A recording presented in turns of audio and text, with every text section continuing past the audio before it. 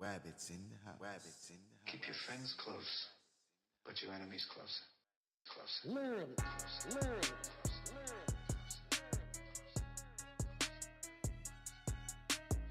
Rabbits in the house. Rabbits in the house. Rabbits in the house.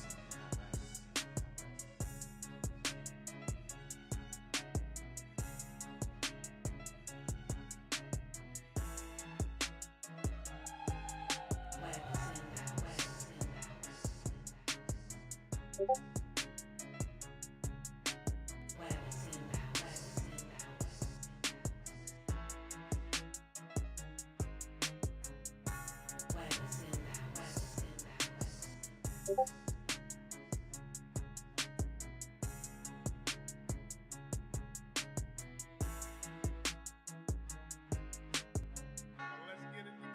Rabbits in the house. Get it together.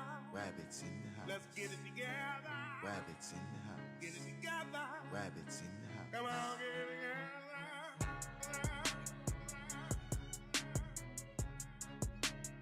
Rabbits in the house. Rabbits in the house.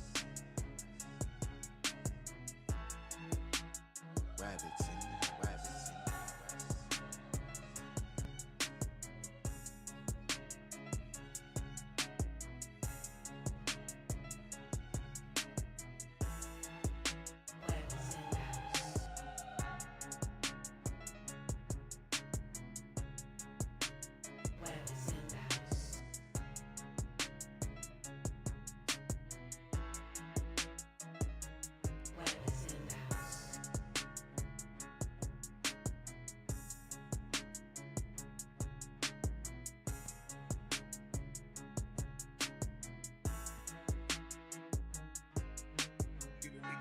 Rabbits in the house. Rabbits You in better the get it together. We gon' get it together. Rabbits in the house. Rabbits Get in it the together. house.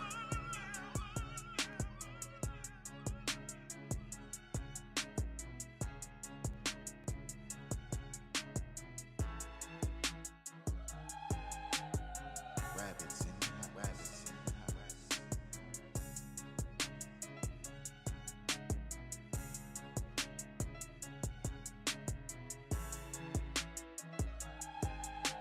Get it together. Rabbits in the house. Rabbits You in better the get it house. together. We gon' get it together. Rabbits in the house. Rabbits in the house. Rabbits in the house. Get together.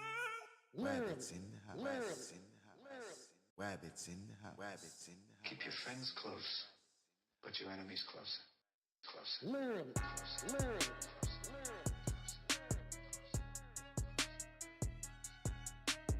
Rabbits in the house. Rabbits in the house. Rabbits in the house.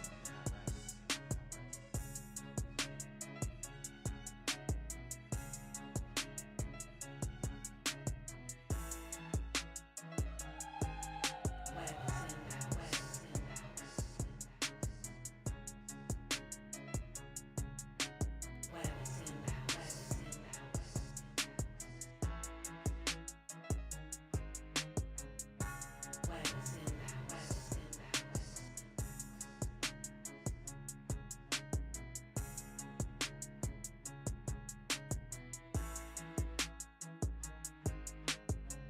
Let's get it together. Rabbits in the house. Get it together. Rabbits in the house. Let's get it together. Rabbits in the house. Get it together. Rabbits in the house. Come on, get it together.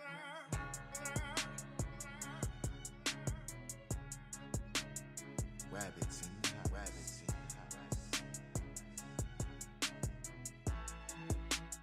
Rabbits in the house.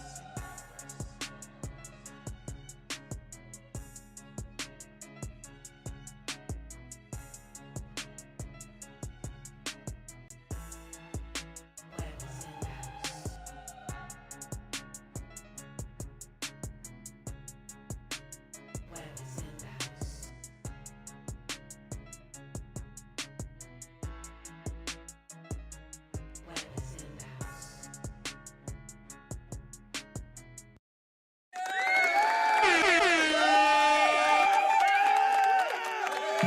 Yeah. And we're back with another one, man. We are episode 18 out here. We done did 18 of these. 18 of these. Shout out to the chat. Shout out to the people, man. Thank you guys for showing up. Thank you for pulling up. Let's go. Let's go. Hit the like button if you haven't already. Hit the like button if you haven't already. Courtney Peach, what's up?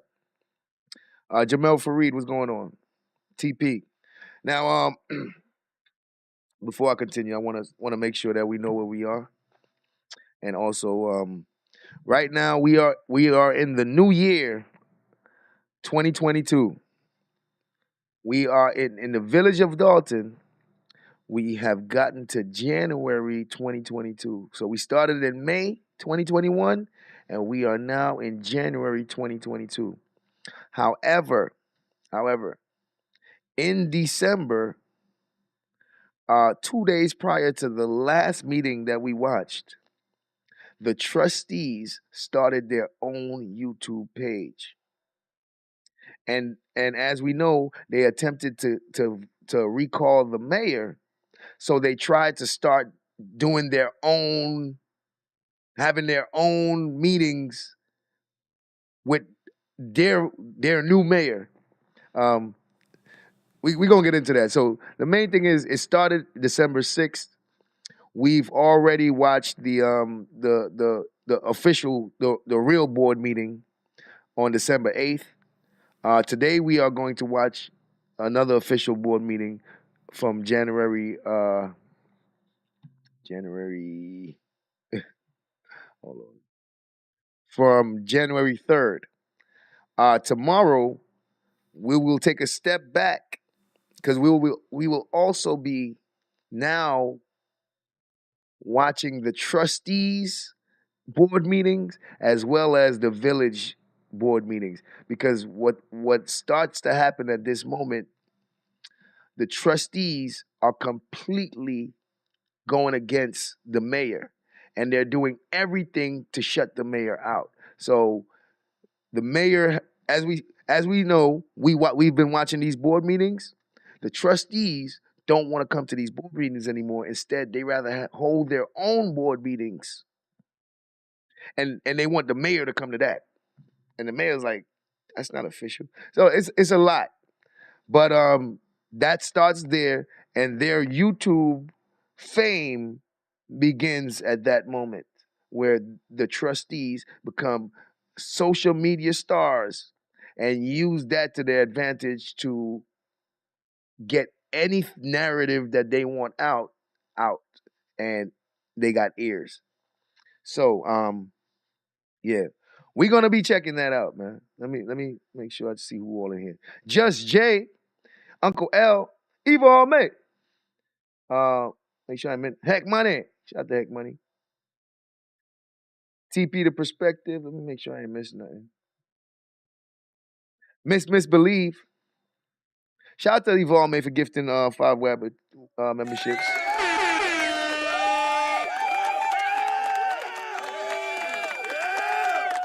Shout out to Eva Almay. She gifted 5 memberships to the Sis Web with a view. Iceberg Thoughts, salute. Yeah. Yeah. So January 3rd, that's where we are. Another 3-hour meeting. This one is about 2. This one is about 2 hours. You know, we're gonna get to it. Ham is not pork. We are going to get to it. You know? Shout out to the chat. Shout out to the chat. Now, where are we?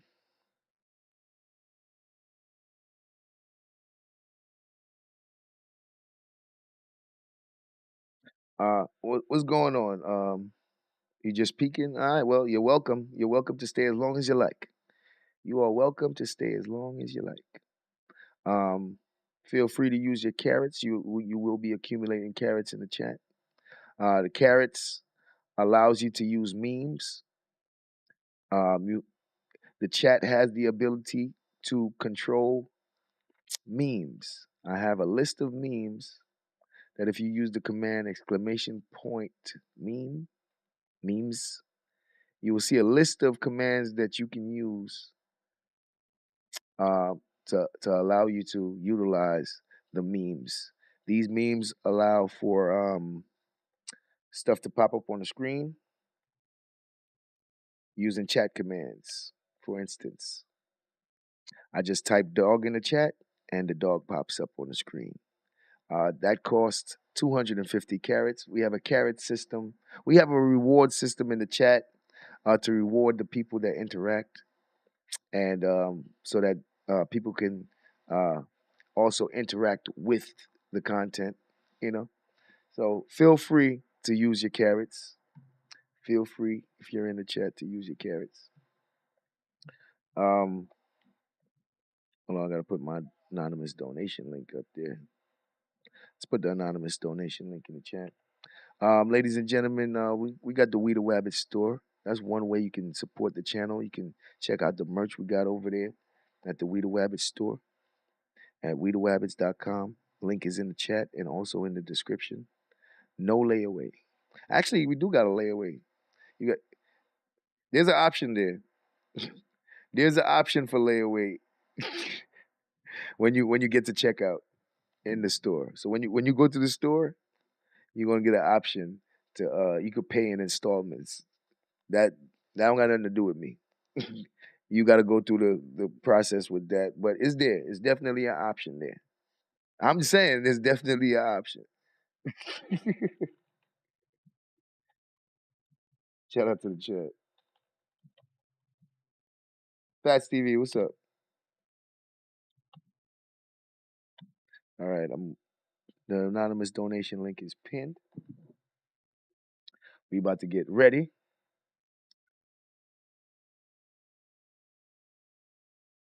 Shout out to the chat. Shout out to the chat.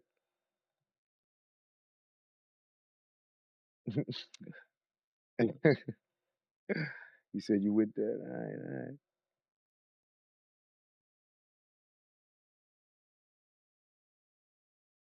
All right. Without any further ado, time to get this started. We on January 3rd, 2022.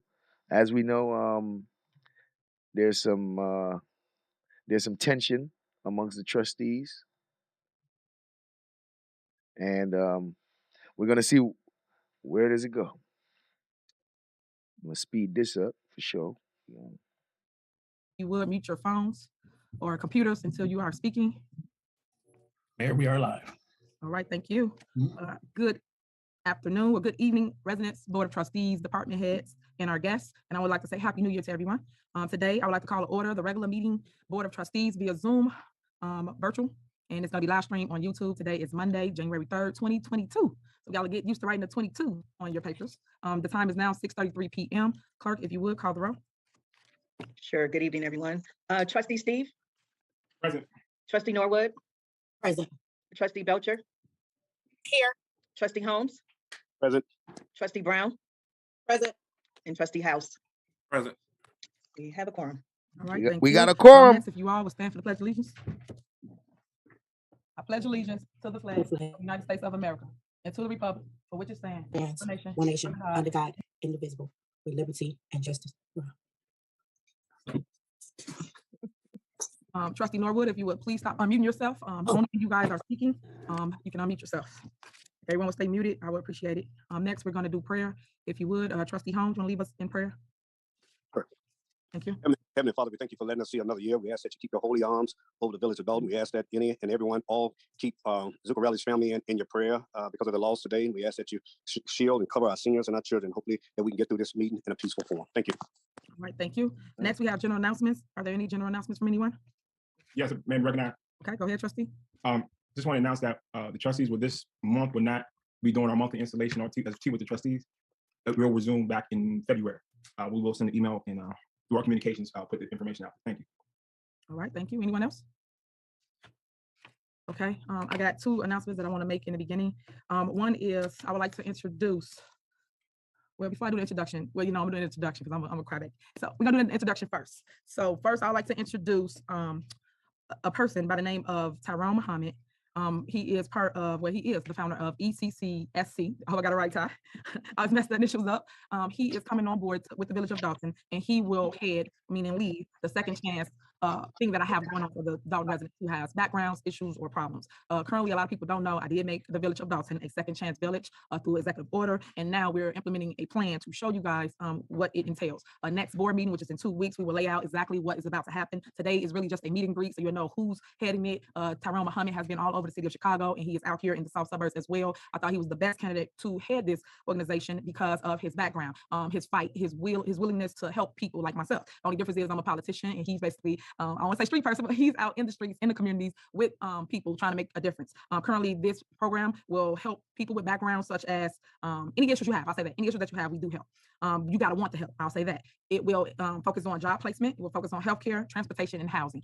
Currently now we're structuring it. Any trustees or anybody that wants to help with the program or structure it or add to, please, by all means, get your input. Let us know what you want to see. And it is to help people that are struggling. As you know, people go and do the time for their crime and they get out. And unfortunately, society has a bad way of making them feel like they don't exist or that their crime will forever be their punishment for life. And that's not true. Not here with Tiffany Henyard. With me, as your mayor, I will always give people a second chance. I will always try to implement a difference in the community. And this is what the difference looks like. It's about us going to these homes that are your mom, your dad, your sisters, your brothers, your aunties, and your grandmas. They all have backgrounds. They all have issues. So when I door knock and speak to them, they ask me to help with the things that I just mentioned: the job placement, the healthcare, the transportation, and the housing, of course, being number one. So with that being said, I want to introduce Tyrone Muhammad. Just give him an opportunity just to speak to everyone, and then the next board Miss meeting Eve. will go in more depth of what we're about to accomplish here.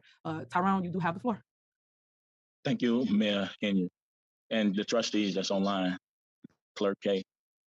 I would like to just say thank you for the opportunity, and I truly look forward to being just as effective here in Dolton as I have been in Chicago. For those who don't know me, outside I think Edward Steed, who I have a somewhat of a relationship with and who know me. We work together in several aspects. But for everyone else, Dave's channel. pleased to meet you. Hope to meet you soon. Hope to be able to sit down with you all individually to prick your brains, to get your ideas on how you think we can best implement the program. But what I would tell you, given your little history, I served 21 years in prison. Wow. And immediately. All right. So, as soon as you start hearing stuff like that, 21 years in prison, you'll be like, side eye. Did you change? You sure you changed? See, these things come with a gift and a curse. First of all, we black. Can we honestly say that there's a lot of people that we might know personally or indirectly who has similar circumstances where they done messed up at some point in life and end up with some kind of record sometime in their life as a black person, especially in your younger years, teenage, 20s. That's a common thing in our community. So with that knowledge, knowing that you probably got brothers, cousins, nephews, grandchildren that's probably done messed up because they made a wrong choice or something and they've changed their life. But however, what they've done still creates a stigma for them whenever they try to get a job and stuff like that. So if you ever get into a position to where you can help these people, most black people that get into positions will help someone like him, will give him a chance. And a lot of people that don't like you, will use that against you. They will say you hire criminals. They will say you work with felons. So it's a gift and a curse. But each situation has to be dealt with individually. We can't lump them all together. Highly favored. Upon coming out, I knew that in order for violence to have a the communities to have a chance and violence to be repaired in our communities in Chicago. I know it would take us to save us. And as formerly incarcerated person who had a hand in gang, drugs, and violence myself, it's incumbent upon us who have served our time, who actually confess and practice reformation to be the change we want to see. It can't come from the police. It's not all on the Dolton resident. It's not on the trustees, the mayor. It's on those who've had a hand in destroying and had the terroristic effect on our community. So to date, I can personally put my hand on as an organization. Over 2 years, we probably have prevented at least 300 shootings in Chicago, and this is documented. It's hard to build true metrics because you're unable to quantify just how many people, innocent lives have been saved as a result of stopping one incident or de-escalating violence. I've been able to put over 250 men to work, formerly incarcerated persons in Chicago, through the construction sites, through violence prevention programs, substance abuse counselors, and just a host of mentor programs, schools, civic and social engagement. Also, we have created a lot of jobs from the ex-con community. They are entrepreneurs who own trucks. They have small businesses, construction, repair, snow removal, landscaping, and the like. So one of the things that we practice here at ECCSC is through our re-up program or project, what we call reinvesting, reassessing, retooling, re-engaging, and repositioning ex-cons for success. Our re-up program recognizes that in order for reentry to be successful and sustainable, it has to offer more than job placement. Rather, there's a need for holistic trauma-informed approach that change the mindset of the individuals about crime by giving them a wraparound comprehensive service they need to be successful. While this program has been designed specifically for ex-offenders as its primary audience, many services are also offered to individuals needing to reposition themselves in the workforce and in society. Prevention is the key. We spend billions upon billions on response, and we don't even spend a fraction on prevention. This is what we hope to also provide because our organization, ECCSC, is a violence prevention organization. And we're recognized in Chicago as one of the premier organizations that's performing de-escalation every day. So that Dolton will also receive the efforts and assistance and professionalism of our de-escalation team of ECCSC.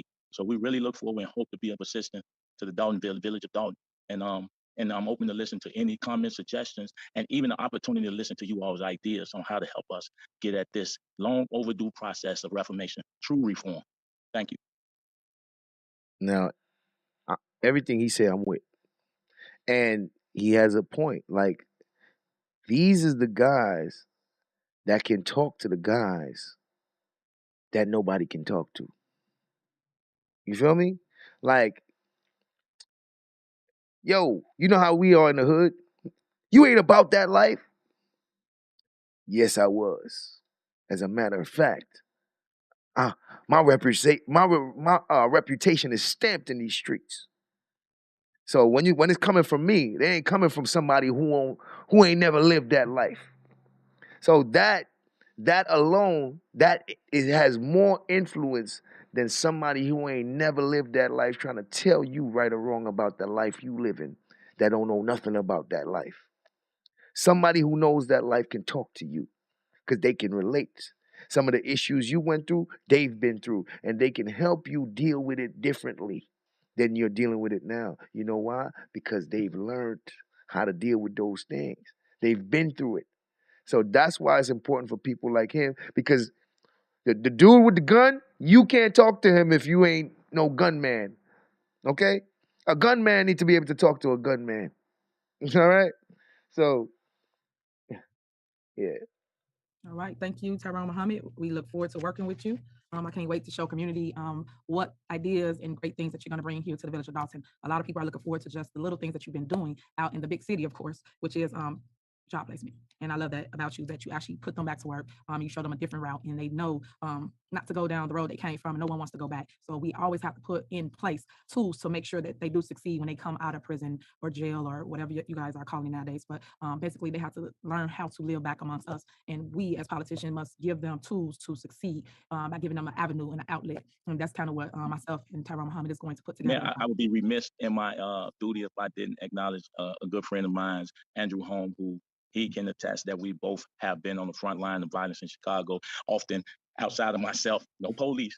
It would be Andrew Holmes and myself showing up for the shooting victims and being there for them in funerals and providing wraparound services for the trauma that those families experience. He most definitely can bear witness to the work, and I'd like to just openly thank him for being in the many trauma spaces that I've been often. So thank you, brother. And I just wanted to acknowledge you for your effort and work and your assistance in reducing fire.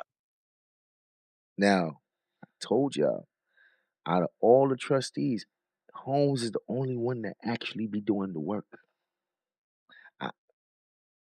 Listen, Holmes is the only one that can tell you about him out there going and check on stuff, going to facilities. He can tell you stories of that. The trustees, they don't got much. They don't got much. Holmes is a real community worker. At this point, I don't know what he is now, but at this point, he's always showed that he actually physically does the work. And now we got somebody to confirm that as well. He these people are really a part of the community. Like, they care about it enough to really go and check something out and make sure stuff is done. That's how much they care. I can't say that for the rest of trustees. Okay. Yes, that he is. Trustee Holmes is a big advocate of change and being there when people truly, truly need him. So I thank you as well, Trustee. So, next. Let's say you don't know who Trustee Holmes is. Never heard of him. Then the first thing you hear about him is an allegation that sounds terrible. Why would you question it? There's no need to question his shit. He probably did that shit. But think about when you know a guy and then you hear something about somebody that you know. If it doesn't sound like the character of the person, then you're going to question it. You sure it was him? You sure? Well, you're going to have to tell me more, because that don't sound like the behavior of the person that I've been witnessing. So, me understanding Holmes is much different than the rest of them, it'd be like, damn, y'all sure Holmes? Because all the other ones be on some shady stuff for real. He really be for the people. So I'll be like, y'all sure? But then when you find out that there's an effort to only make one side seem credible, you'll be like, is it possible that they targeting people that they don't like to make them look bad? I'm not saying that's what's happening. I'm saying that the possibility is there once you see what's really going on. Like, what's all this one-sidedness? Where's the actual neutral coverage? It don't exist. On the agenda for general announcements. The reason why I say I'm a crybaby is a good friend of mine's passed today. A lot of people don't know how close me and Zuccarelli was, but we was really, really close. I'm gonna read the statement and then I'm gonna move on. Today, January 3rd, 2022. I am extremely sad to learn about the sudden passing of Thornton Township Supervisor Frank M. Zuccarelli. This is a great. Now, wow. So, ladies and gentlemen, this day right here goes down in history in Dolton.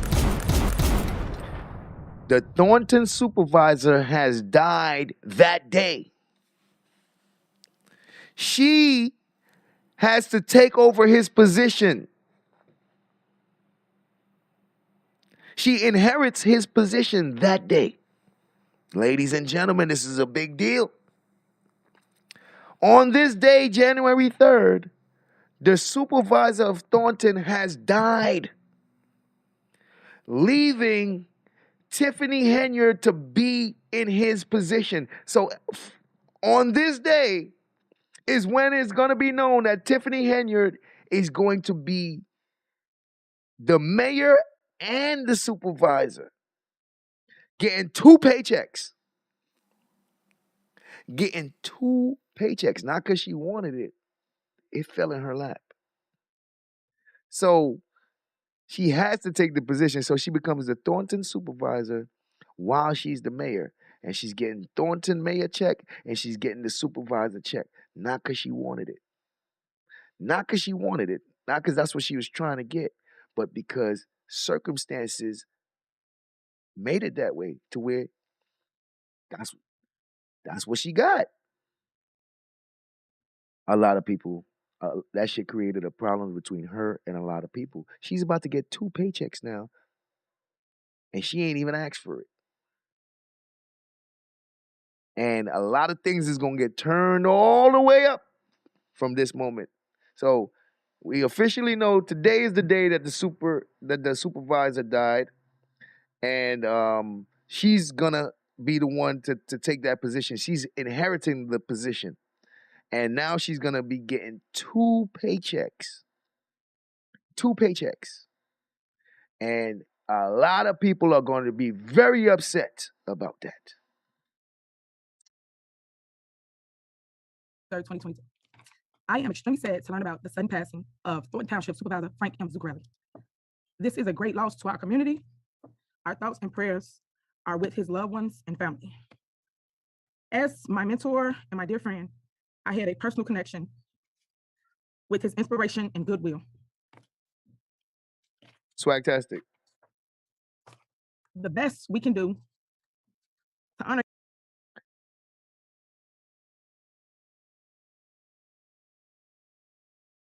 She crying, y'all. his memory is to continue to follow what he stood for. People working with people. You know how people be like, your mama died and you ain't never you acting like you care now, you crying, but you only crying and acting like that because you know you about to get the house. You're like, how could you say that? I love my mom. Like, you only crying right now so that you can put on this show because you know you about to get the inheritance. Like, you know how the family be. Like, look at her. She never even came and checked on her mom. She over here crying like she's hurt, knowing damn well she about to get the house and the car. And you know what I mean? Like, you know how they be. So the rest of the trustees like, look at this bitch acting like she gave a fuck about that guy. Look at her crying like she gave a damn about that guy. You believe she was voted in? I'm not sure. I believe she inherited that seat. When I was doing my research, to my recollection, she inherited the seat. That's what I mean, I might be wrong, but initially, a lot of months ago when I checked this out, what I read was that she inherited the seat, to my recollection, and yeah, I believe she inherited the seat. I don't know. We could double check. He would truly be missed. I don't want to keep going, but I can go on and on about what a great man Frank Zuccarelli was. It was said when I got the news today about his departure, and no one knows what will happen while you're here. So I try my best to tell my family, my loved ones, that I love them, and I think everyone should do the same, because today is not promised to anyone. This is an example of that. I don't want everyone to continue fighting. I know that things are going to get bad before they get better, especially within his organization. And it's sad to see people fighting over seats, titles, things of that nature, and the person not even in the ground yet. I will miss you, Frank Zuccarelli. You hear what she said? People are fighting over seats and positions, and the person not even in the ground yet. They know it's going to go to her. It's going to be a big problem. The man not even in the ground yet, they're already discussing who's going to take over his position, which eventually goes to Tiffany. So she's going to make a lot of enemies by getting this position. She already got enemies. She's going to make 10 times more enemies by getting this position. It's already the man just died today, and they're already arguing who's going to take over. True friend, I will miss the late night phone calls, just your overall support of me as mayor. I thank you for everything you have done for myself and for community. And I will live up to your name of people working with people. That's all he cared about. He had a heart for the people. He had a heart for community. And don't you dare come to any of his events and say you're hungry. He's going to give you the whole truck. I guarantee it. So with that being said, I'm going to move forward to village report. So village clerk, you have the floor. Thank you, Mayor. Happy New Year's to everyone. And again, I give my condolences to Thornton Township, Frank Zuccarelli's family as well. My report tonight will be very brief. I just want to give you guys an update on the Electronic Freedom of Information Act program that I've been working on for the past couple of months. This program is scheduled to go live on January the 18th. The link will be available on the Village of Dolton website, located in the clerk's office, on the clerk's office page. Request will be completed online moving forward on this page. And this, once your request is entered, Shout out to VDS Scott. it will come to the deputy clerk, and that request will be tracked from the time it comes in until it has been completed. It will also, deputy clerk will send the request to the department that is responsible for completing it. I know some of the department heads have not had an opportunity to go over the program. We will do that next week, but we have worked very closely with Commander Price in the police department. In fact, we've set up a separate portal for the police department. So he's familiar with the program, and we're looking forward to the success of doing away with paper FOIAs, being able to better track them, because, you know, when FOIAs comes in, sometimes they get lost in the shuffle because we're shuffling paper around all the time. But through this electronic device, we won't have to do that anymore, and we will know the status of each FOIA request that comes to the Village of Dolton. Basically, that's all I want to share today, but I just want you guys to know that that's coming soon, and we will talk about it more as it progresses. And that's the end of my report, unless anyone have any questions. If not, thank you very much. Okay, next we got engineers report. Ron Smith.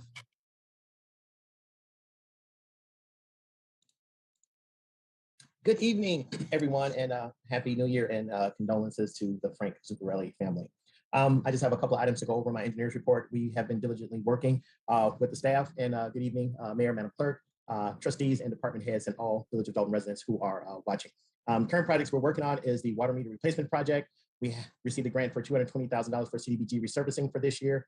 We are going to bid out February 1st, the sidewalk, Yeah, I'm saying, man. not the sidewalk, but the alley reconstruction project. We're also working on the sidewalk replacement project. We continually have sidewalk lists coming in. Staff have been logging, and they have a spreadsheet, and they have photos of all of the sidewalks throughout the village that need to be either, that are in disrepair and need to be replaced. We're doing 144th Street resurfacing project this year that will be from Dr. Martin Luther King Jr. Drive to Indiana. IDOT is working on a long-term bridge replacement and resurfacing project, which is slated to start in 2023. We are currently working on the Create W11 and also the Create GS23A project, which is the rail realignment project by Old Village Hall, and then also the overpass that will be by 138th and Cottage Grove. We also applied for $400,000 for sewer drainage improvements. We're looking forward for a positive response on getting the funding for that. Also, we received $132,000 for a quiet zone analysis through Invest and Cook. That's at the various crossings throughout the village, so we do not have to hear the horns blaring each time they come past. And we also are working on a Rebuild Downtown and Main Street grant for $3 million that is due on January 10th. So that's just a touch of some of the projects we're working on, and I will entertain any questions that the board may have at this time. I have one question. This is Trustee Brown. You say the Yes, 220, was it 220 the BCBG grant? Yes, the CDBG grant is for $220,000, yes. Okay, and that's for the resurfacing of streets? Yes, I think it's about 4 to 5 streets that were applied for grant funding for about a year ago. If you have a location map or a list of those streets, I'll be more than happy to provide that.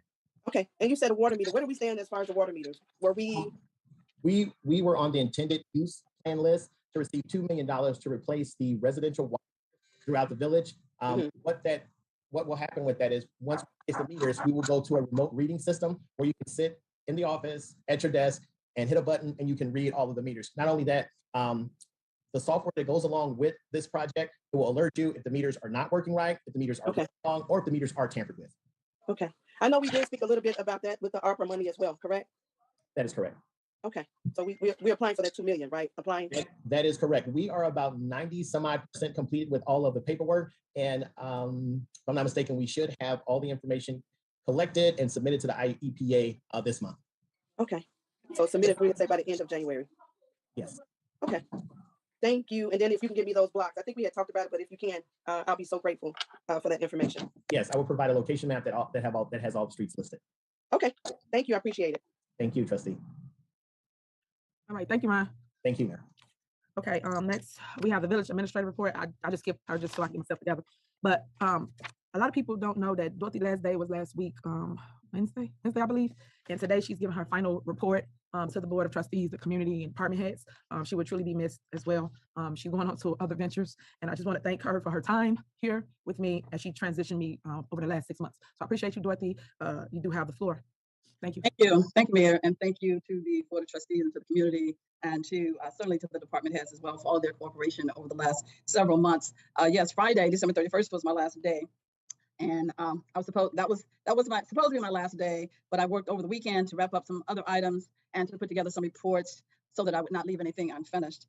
You all know I always operate at a level of excellence, and I wanted to make sure that that the next village administrator, as I promised when I started, and I committed to 6 months, I stayed 7. However, gave the mayor 1 more month. I said that I would ensure that there was a smooth transition to the next village administrator. So I'm happy to report to you tonight. I have been working with the individual that is being proposed tonight over the last month, ensuring that they have all the tools that are necessary to ensure that the village continue to operate seamlessly.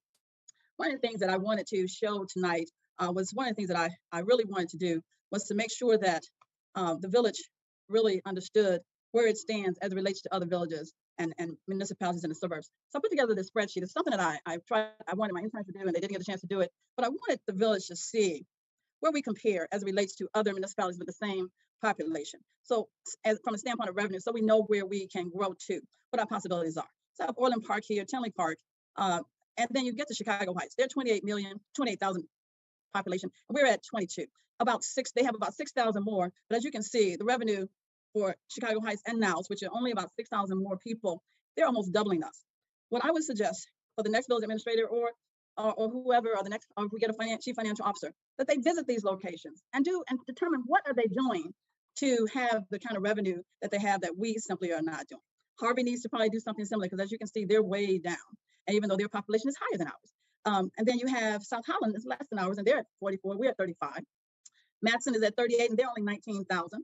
Osip, they're only 18,000, and they're at 51 million in revenue. Homewood, they're right on us, but they're 18,000 in population. This goes to number of homes. This goes to property taxes. This goes to water revenue. This goes to all kind of revenue that's driven by the population, and vehicle stickers and all of those kinds of things. And I wanted to do this. I wanted to do this for a while, and I decided I wanted to leave this with you all as a recommendation. The Country Club Hills, they're right there with us, but they only have a population of 16,000. What are they doing that we can do, that we can learn from them to do a better job in raising our revenue even more? Those are some of the kind of things that I've been trying to do since I've been here, made some changes from the standpoint of ordinances, started to deal with the water, and that sort of thing. So just wanted to leave you all with that. I will email this spreadsheet to you all so that you all can have that available. I know I went through it kind of quickly, but I think you get the gist. I think when we get a chief financial officer here, that individual will be able to do those kinds of analysis for us and then help us to make some changes. But the final thing, Ron talked about the sidewalk project. I want to thank the code enforcers. I want to thank the water meter readers, Brian, as well as Stacy, who gave those individuals time in order to do the sidewalk project. But Quinola Smith, who led the sidewalk project, I want to thank her because she did an excellent job in leading it. They found over 264 sidewalks that are in need of repair. We even received some from the citizens of Dolton as well. Just an excellent execution of a project, and I want to especially thank them. And we are actually at the point of sending those sidewalks we're giving Ron access to that spreadsheet so that he can then put that together for IDOT. I worked with Chief McCain over the last week to establish the new COVID protocols for the village of Dolton, as well as to set up the testing firm, which started on today. I also have asked the next village administrator to put together a resolution to ensure that we have a policy here whereby individuals that come for business licenses do not owe the village of Dolton any money. Right now, we do not have that policy in place. You should not be able to get a business license. You can't get a business license at anywhere else and owe money to that village. That is when you touch the village or that municipality. That is when we actually know you, we touch you, and we should not be issuing business licenses and you owe us money, or that business owes us money. The same thing with the rental registrations. When you're renewing your rental registrations, to look to see if you still owe the village money, or you're delinquent as it relates to your water bills. We have to find different ways to increase our revenue, and those are some of the ways that individuals do that. I was able to send off the request to the Secretary of State finally for the update for the vehicle stickers. However, I have suggested that we just simply, since it's so late in the year, that we simply use that updated list, which will be through 2022, the date that they run it, that we use that for the 2022 vehicle sticker. And then in my conversation with my contacts at the Secretary of State, they indicated that the application that we submitted will go for 2 years. So for the next 2 years, we'll be able to get an updated vehicle sticker database. She was voted in by the township trustees, not the residents of the township. So she was voted in by the trustees. All right, I'm gonna double check. So that we will be up to date on the database. That database had not been updated since 2013. The amnesty program, there were 26 individuals that took advantage of the amnesty programs, and they'll all receive letters indicating that, letting them know about the fact that they are on the plan. All the other accounts, as we promised, were sent to the collection agency on December 8th. And those individuals, the non-residential accounts, will have 3 months through March 8th to pay. And those individuals that are residential will have through June 8th to pay. And then they will all get 60-day notices for shut-offs. That is the way we're going to be able to catch up as relates to these overdue water bills. CETA, we were able to apply and become an authorized vendor for CETA. And we received the flyer, and I believe that flyer has been sent out to the village with the website or phone numbers that individuals that qualify can call in. Actually, you can call in to find out if you qualify. They'll take you through the application process to determine whether you qualify for a $1,500 loan. I'm sorry, not loan, grant, because you have to pay loans back. You do not have to pay grants back. $1,500 grant to pay your delinquent water bill. If an individual applied for a payment plan, they will be able to take that grant and apply it towards the payment plan with the Village of Dolton. Ron Smith reported about the digital water meter. That actually, that loan, Trustee Brown, those forms are actually ready. And it is my hope that we can actually get those out this week because according to our information from from IEPA, we needed to be able to have a bid on the street by March 22nd. So it needs March 2022. So we need to get those out ASAP. We need to get those out really in this first week in January. Ron, those documents are here and are ready for you to pick up. I'm at Village Hall tonight. I met with Ron Smith and Mr. Kendall Parrott on the Rebuild Main Street and Downtown grant, which Ron indicated will go up to $3 million. We established boundaries for a central business district and what's considered a downtown and Main Street, and actually came up with the various items that should be included there. And that project is in Mr. Kendall Parrott's hands, and that is due by January 10th, which is next Monday. And Mr. Parrott will be working with Robinson Engineering on that. And finally, I want to say that I want to thank the department heads, and I want to also thank the contractors. I want to thank Chris, who's worked so diligently with me over the last several months, and Ron Smith, who met with me. I established a bi-weekly meeting with the village engineer, and I believe shout out to Letitia, Third Eye POV. And I would say, and I believe Ron will tell you also, that has been quite effective in helping us to stay on top of things for the village. I'm going to recommend, I will recommend to the next village administrator that he establish a bi-weekly meeting or monthly meeting with every outside contractor other than those that come in office every day. Because in order to really help. Miss Dorothy should be gone already. I don't know why she's still here. Miss Dorothy, didn't you say, I believe, wasn't your last day the last meeting? To stay on top of what is going on for the village, you really need them to be accountable to the village administrator. And because I want to say the developer for the Food for Less, just for an example, I did not even know that they existed, so I could not stay on top of them until I was asked to sign the check for their annual payment. And so I was not able to find out or stay on top of what were they doing for the village. That needs to change, and that needs to be in place for every contractor that the village has. In order for a contractor to get the job done for the village administrator has to be the person, because the village administrator is the COO, the Chief Operating Officer of the village, and needs to hold contractors accountable. So that's what I've tried to establish here, and I know that your next village administrator would do the same thing. So God bless all of you. I wish you Godspeed. Thank you. All right, that's a lot of information. I thank you, Dorothy Brown, for committing 6 months to us and showing us the way and giving us some kind of structure with a lot of our departments here in the village. So Dorothy giving them another 6 months? Is that what I'm hearing? I'm sorry, I walked away. I didn't want to stop the video. I had to walk away, but so I missed like 2 minutes. People appreciate that. We got a number of accolades from residents about you. So we thank you for all your wisdom and your knowledge that you brought to the table being in Chicago, and you implemented programs that we so desperately needed. So I thank you again for your time. And you're not going nowhere. This is another one of my mentors. So we still have our late night conversations. I know most staff missed that 1 o'clock text or email about what to do. A lot of people don't know how dedicated and committed you really were to changing Dolton. And I thank you for that from the bottom of my heart. So thank you again. Anybody got anything for Dorothy or any comments? Okay. Thank you for your help. Okay, that was Trustee Holmes. Yeah, I'm gonna say thank you for your services, Dorothy, and good luck with everything. Thank you. Okay, thank you. Next, we have committee reports. So we're gonna start with police. That is Trustee Holmes. Good evening, trustee, board members, mayor, residents. Next week, we will have a public safety meeting. We will possibly put that out either Friday or Monday, but it will be next week. I do want to touch on a few things, mainly the safety issue on the block, especially with our seniors. As far as those who just want to come out and warm up their car.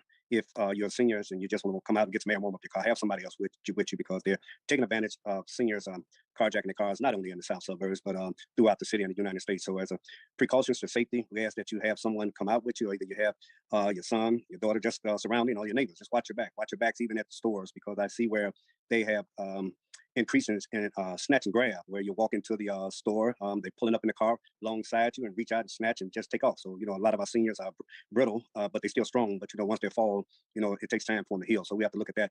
But next week, we will be outlining, with the help of the chief and some of the detectives, our stats for 2021 for the whole year. Be compiled of a police report.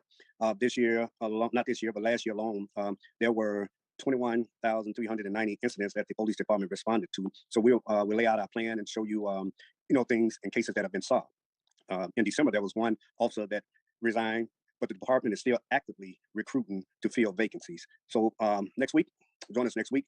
We will have that public safety meeting. We will have the outline and talk about the cases in 2021. Be surprised of what the officers and detectives have done a fine job, along with the community. And the community steps up. We get things done. So that would be put at the forefront to show you and talk to you about what has been done, where the work has been done. And then I want to piggyback real quick. It takes all of us, not just one of us. It takes all of us, community, legislative leaders, to save any person's life, even if you have to be getting threats by anybody that's out here on the street that wants you to stop doing what you're doing. But I'm picking back to say, we'll take the help from wherever we can get the help from through prayer. But I pick it back with that brother Muhammad. We have worked in the trenches, not only in the city, but when people give back, when people have went to left field when they should have stayed in right field. But when you go in left field and you come back to right field and see what was wrong and make things right and put people to work, I've seen this organization put brothers and sisters to work.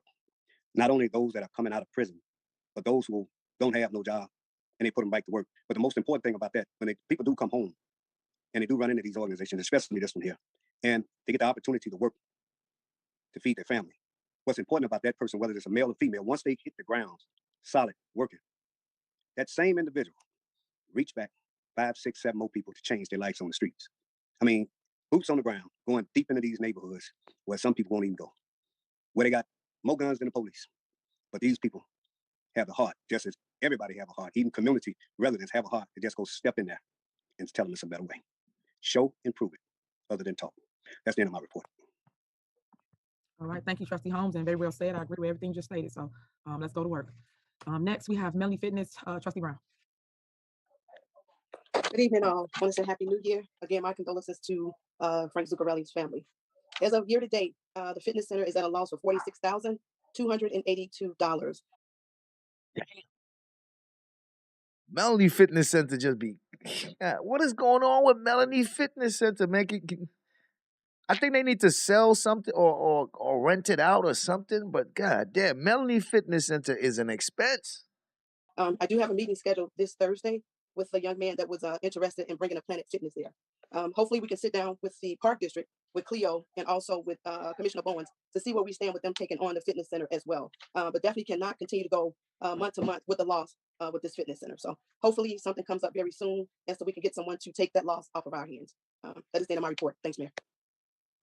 All right, thank you. And just to add to that, someone else did step in and state they want to purchase Melanie Fitness. Of course, before I bring anything to the board, I told them to put it in writing, because everybody always talking, but no one's ever putting action behind it by putting it in writing. Because we've been stating for several meetings, this person want to buy, that person want to buy, but no one has actually closed the deal. So it's a lot of talking going on. So once they put it in writing, if they truly want to purchase that property, it will be up for board review, and then we can talk about what we want them to place there. So just one last question. Do we know what the last appraisal was? I was asked that information. So I need to get that information for the last appraisal on that property. Yeah, we do, but just word of the wise, never show your hand by telling them where to appraise that. You want them to put an offer in first.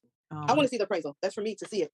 And you- they definitely can't give a price for it, but I definitely would like to see what was the last appraisal on their property. Okay, I have no problem with that. So as I was Okay. saying, I was just saying, you never want to give anyone any numbers because you said they was asking what it appraised at. So that's why my comment is stating that you don't want to give them that. They want to put an offering in for it. They can do their own comps and call the company out and get the numbers themselves. I just didn't want you to give away the purse. That was Oh, it. absolutely not. You never let nobody know what your hand is thinking. So you let them put their numbers first and then we'll come later. But just need to see what that appraisal is for me, for my information. Okay, so the person that Thank should you. have that, y'all attorney Murphy and them do have that, so you can get that from Okay. that law firm that y'all All right. have, legislative counsel. Next Okay. on the agenda is Public Works, Trustee Steves. Good evening, everyone. I will be announcing a Public Works Committee meeting coming up this month to start off the new year. I'm looking at the report that I was given. The most important thing that I've seen here is that the update on the new trucks that we ordered. The Public Works Department was informed that they're approximately 4 weeks out of due to the order being submitted past due. And past the deadline, Public Works is asking the community to bear with us during this event of snowstorm. In some cases, there might be a slight delay. Other thing is that if you see water running a pool on the ground, please call Public Works.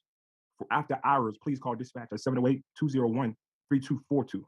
Also, Roll Rich, what up? tree trimming season is over. We're asking that you hold your request until the spring to prevent a backlog. But in the event of tree-related emergency, please give us the Public Works a call. The season has also ended for yard waste pickup. Again, if the dispatch number, if there's a water main break on the weekend that you see, if your water pressure is low, call dispatch at 708-201-3242. And that's the end of my report, man. All right, thank you. Next, we have Fire, Trustee Belcher. Good evening, everyone. Happy New Year. That's definitely condolences to the family of Frank Zuccarelli. I don't have a report this evening. We will have we have on the agenda for a promotion, I believe. I just had one quick question in reference to on the agenda. We had hired 2 firefighters back in, I believe, October. And when the agenda was submitted, they had finished like their background and everything. So I don't know if this would be the meeting that we would discuss their installation date, or would that be for the committee of the whole? That would be for Committee of the Whole. Okay. All right. Well, that's it. Thank you, everybody. All right, no problem. Next on the agenda, we have Youth, Trustee Norwood. Unmute yourself, Trustee. Okay. Thank you, Mayor. I'd like to send condolences to the family of Frank Zuccarelli also. I also like to thank the community and thank everyone who came out to have a great time with us with the skating with the trustees. It was definitely a community spirit. And I'm currently working on a community youth empowerment program. So I'm looking for sponsors now. And I'll announce a meeting sometime later on this month once I have more details so I can go over everything. That would be all, the end of my report, Mayor. Thank you. All right, next we have Finance, Trustee House. Thank you, Mayor. Just briefly, I do also want to give condolences to the family of Frank Zuccarelli. I think that'll be a tremendous loss, and prayers and everything goes out to the family. This evening, I do not have a Finance Committee report. We will have our Finance Committee meeting the last Wednesday of this month at 5:30 p.m. Thank you. All right, thank you. Next, we have department reports. Chief Collins, you have the floor. Thank you, Mayor. Madam Clerk, village trustees, residents, and also department heads and other employees. For the month of December of 2021, the police department issued 249 traffic citations, also issued 307 village ordinance tickets, made 42 arrests, and served 10 arrest warrants. And what also Trustee Holmes mentioned about the end of the year closed with 390 incident reports. That's an average of approximately 1,700 calls per month. So the department has been pretty busy.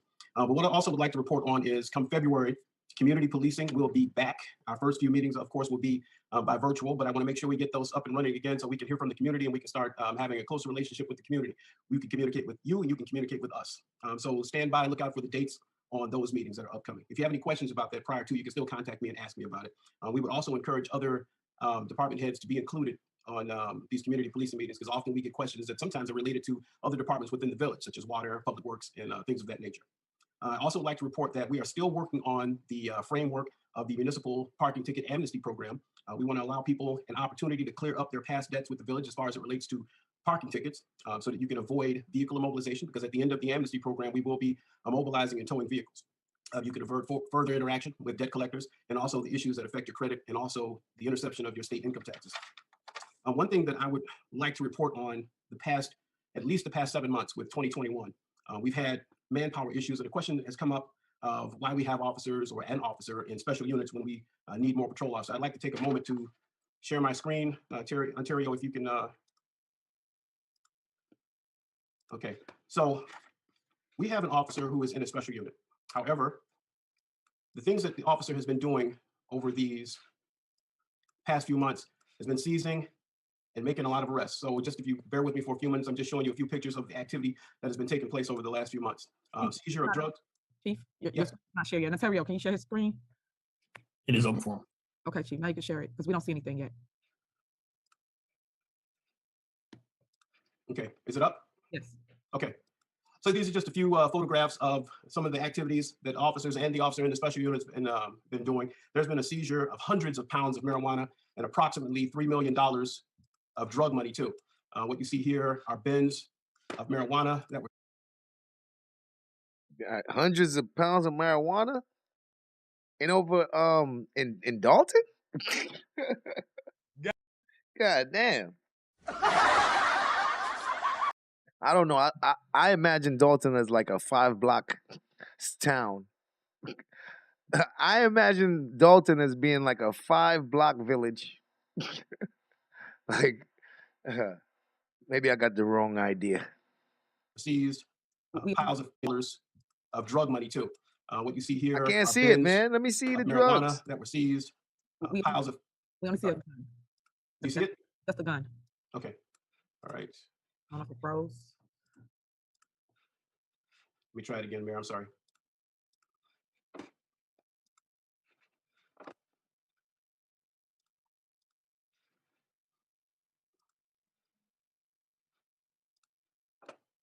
Okay. Yes, we see it now. Okay, that's cash that was seized. Also, other drugs that were seized by other officers. And also, Man, that's give me from one one second here. person, man. Man, you got that from one person, bro. Like, man, listen. Bro, you got that off of one person, bro. Like,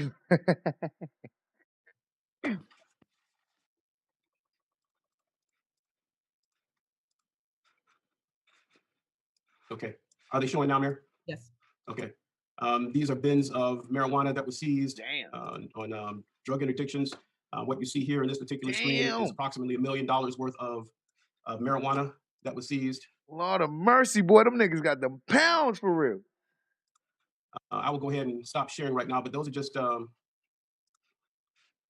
briefly of what the officer has been doing over the last year, which is why we have people in specialized units. If we don't have people in specialized units, these type of things cannot be done. These are cancers in our community: drugs, guns, drug money that is used for no good. We need to have officers out there doing this job to seize this money. And part of the drug seizure money does come back to the village so that it can be used for good things. We seize vehicles, we seize cars, motorcycles, RVs, we seize those ATVs. A lot of things that we are able to seize by what the government says we can seize, we actually do, so that we can turn these instruments into something good for the village. So these officers are working really hard out there to get the job done. And I appreciate the hard work that they do out here, and it's not going to stop. They're going to continue to push forward to get these guns, drugs, and attack these gangs that are out on the street. And with that, Mayor, that concludes my report. Thank you. All right, thank you. Oh, they wilding in Next Dalton. on the agenda, we have Fire Chief McCain. Back. Okay, Chief McCain, Fire, unmute yourself. Oops, I'm sorry, I apologize. Thank you, Mayor. Good evening to you, Madam Clerk, trustees, residents of Dalton, and our other department heads, and those in the audience. And again, my condolences for the loss of family and friends of Frank Zuccarelli. Definitely got hit hard in the South Side, big staple in our political world. So again, my condolences to everyone who's friends with him and loved ones. Statistics for the Dalton Fire Department: we ended the year of 2021 with 5,423 total incidents. 1,609 incidents were fire calls, motor vehicle accidents, hazardous materials, alarm activations, etc. 3,451 incidents were emergency medical incidents, which gave us approximately 15 emergency responses per day.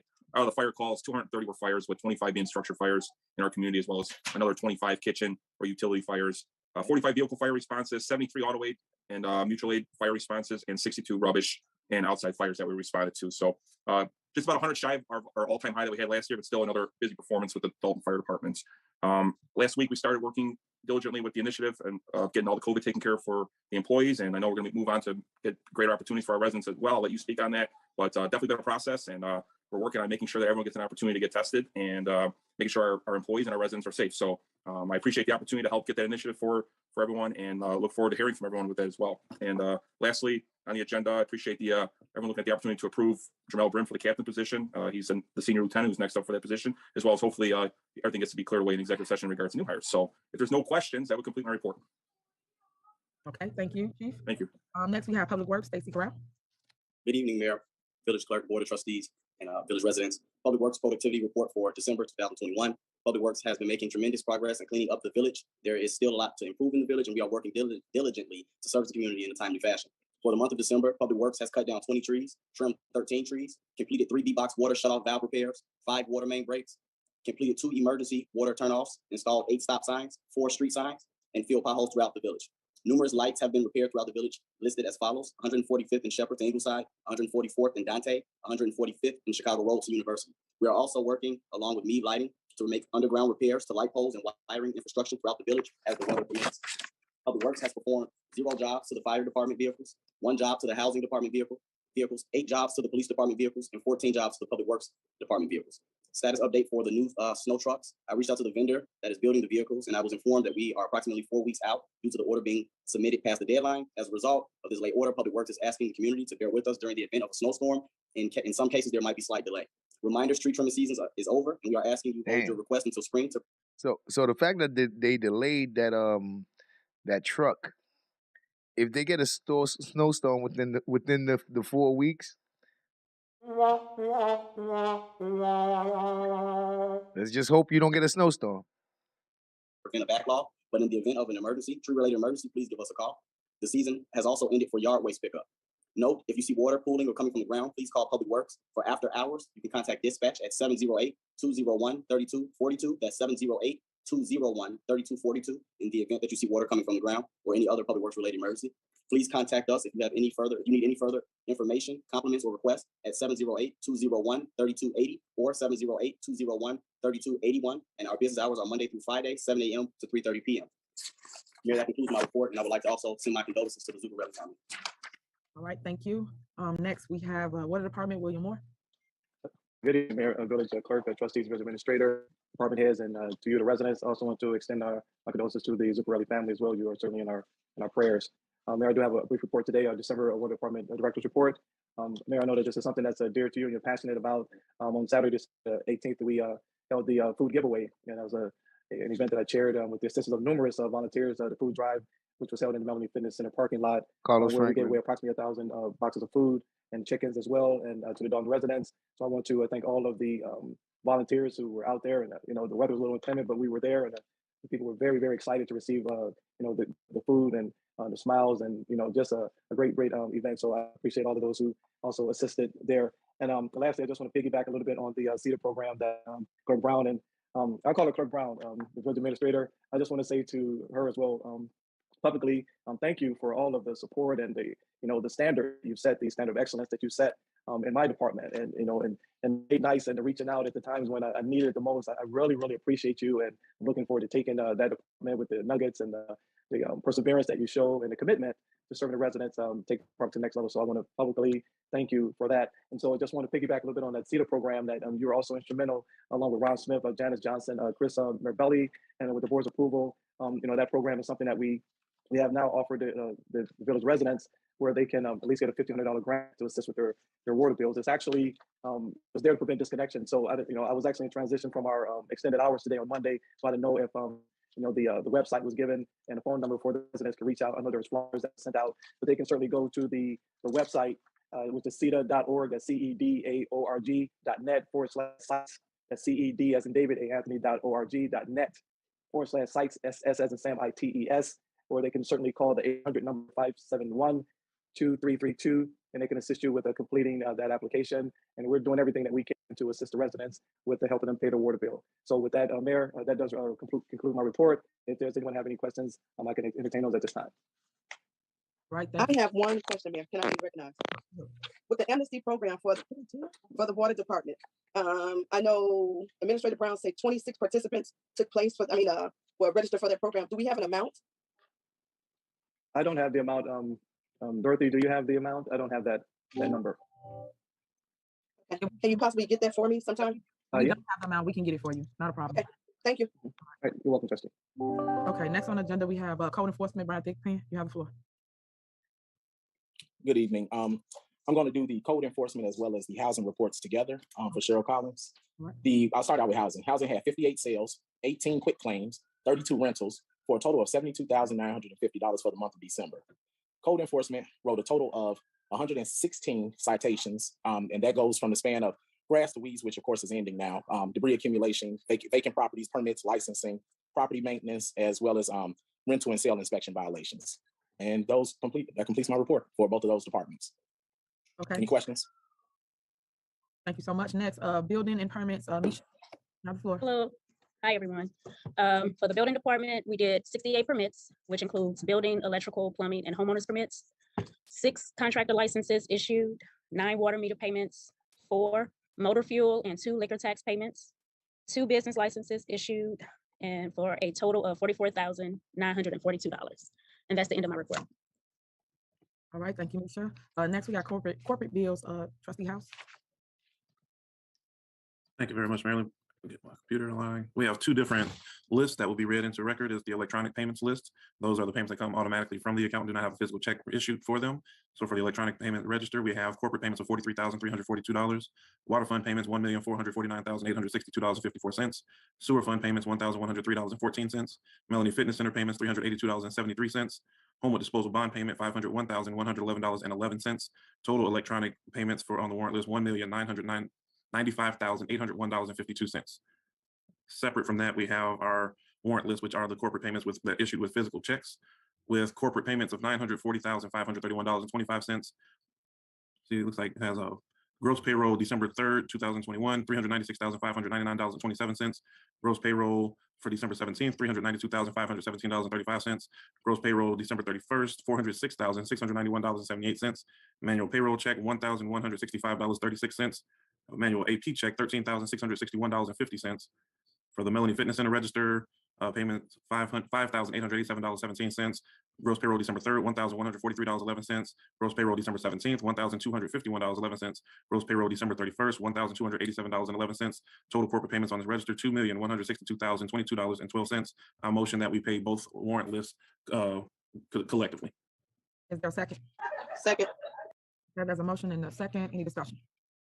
Okay, call the roll, clerk, please. I do have a question. Okay, go ahead.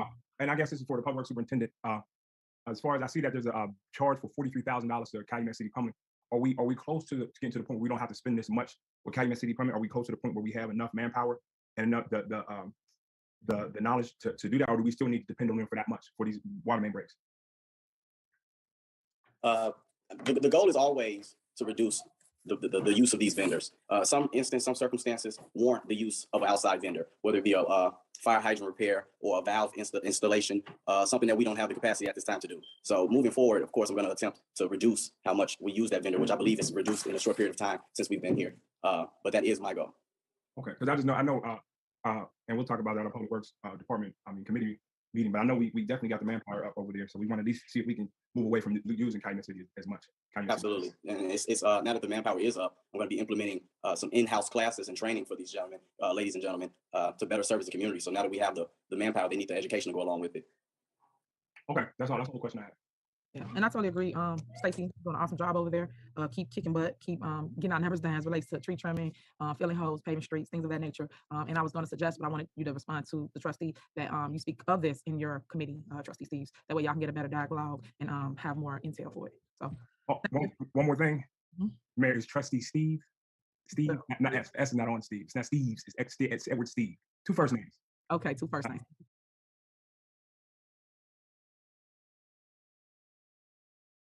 That boy petty. That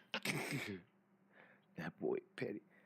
I get you. You know, it's not the first time he corrected her about that. For me,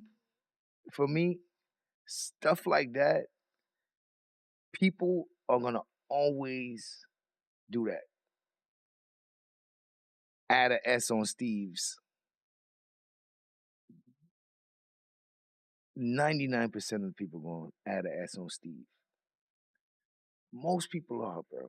Like, it'd be like, I'm sure that's something you go through your entire life. People saying Steve's.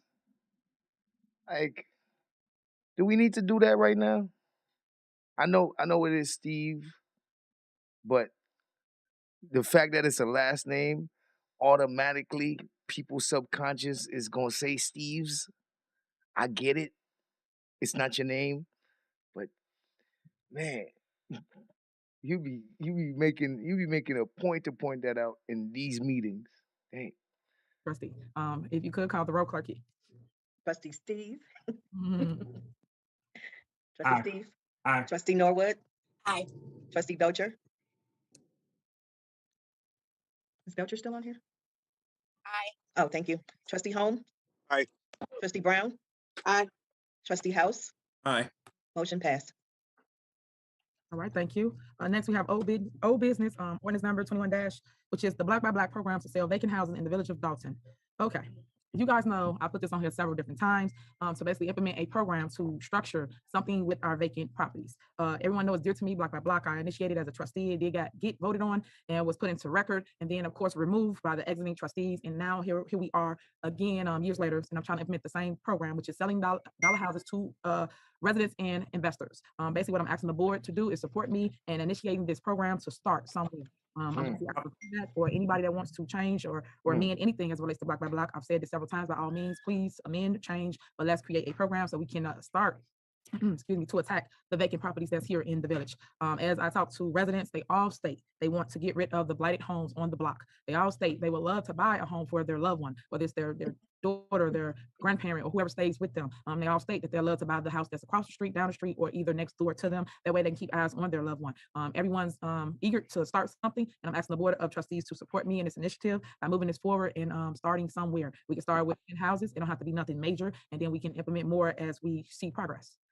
Okay, I'd like to make a motion to table this. Oh my God. See, this is the thing about this Black by Black program. She genuinely wants to do something, but and also benefit the city, right?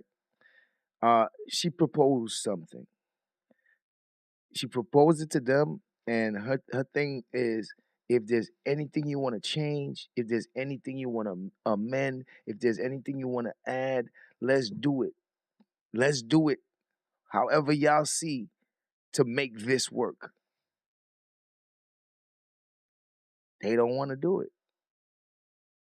The only reason I can see is because if it's successful, then she's successful, and they don't want to do it.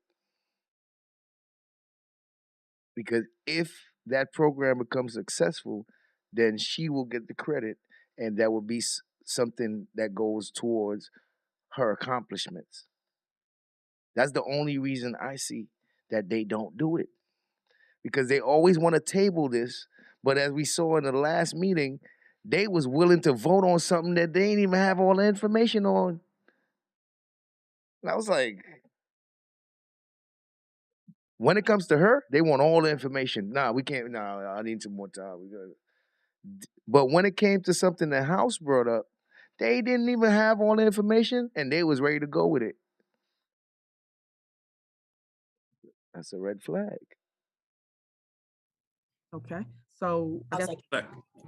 Okay, so my question is, last board meeting, you motioned to move forward. So this meeting, you guys want to table, you don't want to do anything with the vacant properties, not one trustee?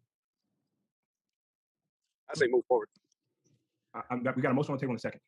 Okay, trustee Steve, I got this. Thank you so much. Wow. Well, I thank you for your support, trustee Holmes. Wow. We got a motion on the table in a second. Let's move on. Bro, they straight shooting her down. You're the only trustee that would like to implement a housing program for all our vacant property. It's saddening when the trustees don't even want to speak about it or do anything to move the village forward with the vacant. They just want to table it. Like, do you have a reason why? Can we bring the discussion? We already got a motion in a second. Can we take the vote? Like, they have no intentions of pushing stuff for her. Period. They don't really have the intentions. Properties. I've noticed that they have asked to have a committee assignment, and they still haven't even put one together for the housing program. They were supposed to have a housing committee meeting. They did a whole thing. Mayor, I think we should have a housing committee meeting. We should do it. She said, all right, you guys put it together. You guys put it together so that we can do this. They're not doing it. And then they be like, well, we can't vote on this because we haven't discussed it and we haven't. And they'd be like, well, didn't you say you was going to do the housing committee meeting so that y'all could discuss what y'all, and y'all never did? They have no intentions of pushing stuff forward for them. I wish you guys would look at this and we can actually get on one accord to putting the vacant property on the tax roll. But I will say this, moving forward, I will continue to try to implement some type of program for the residents of Dolton. They deserve better. We all got elected and said we was going to do better and we was going to give them something. And currently now we're not doing anything. Everyone's always on mute. Everyone always bypassing this, and I don't appreciate it. I don't appreciate the fact that you guys voted for a program where I'm gonna say organization. Now, this is her venting frustrations. I mean, at this point, we in a new year, January. They still on the same old bullshit. If it's about the village, make it about the village, bro. These people got personal issues that they make important more than the village. Which is the land bank, and y'all don't even have a piece of paper to even vote on. We got a motion in a second. Can we take a vote? Look at look. Oh my God. So listen to this. Listen to what Steves is doing. As the mayor is venting her grievances, the fact that they're not being sincere about this. We got a motion in a second. Can we take the vote? He wants to dismiss whatever she's saying. They don't care. We don't care. So what? You know why? Because we not gonna push something that's gonna be successful for you. Can we take the vote? I want to hear none of that shit. I ain't considering nothing you gotta say. I mean, it's clear as day. And he's out of order.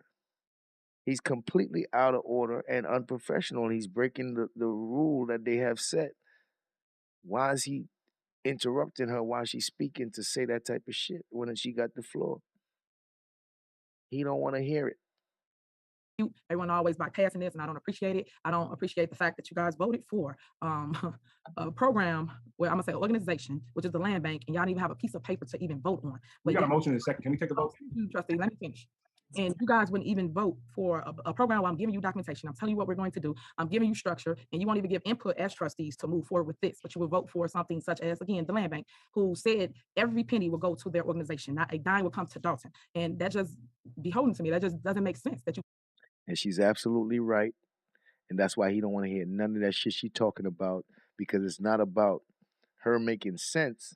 It's about them not pushing forward something she wants. Period. Period.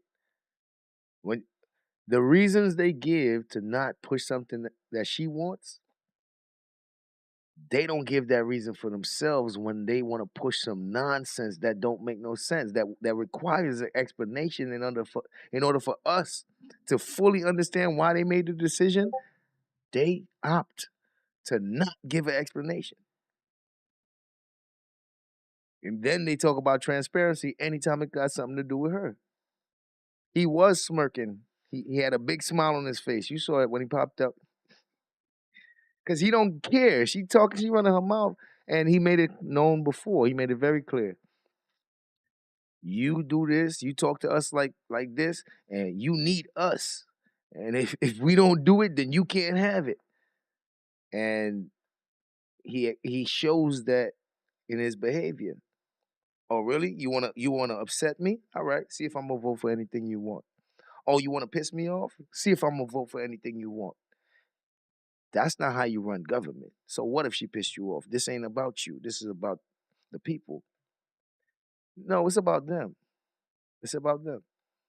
And anytime they have a reason to shoot her down, they say it's about the people.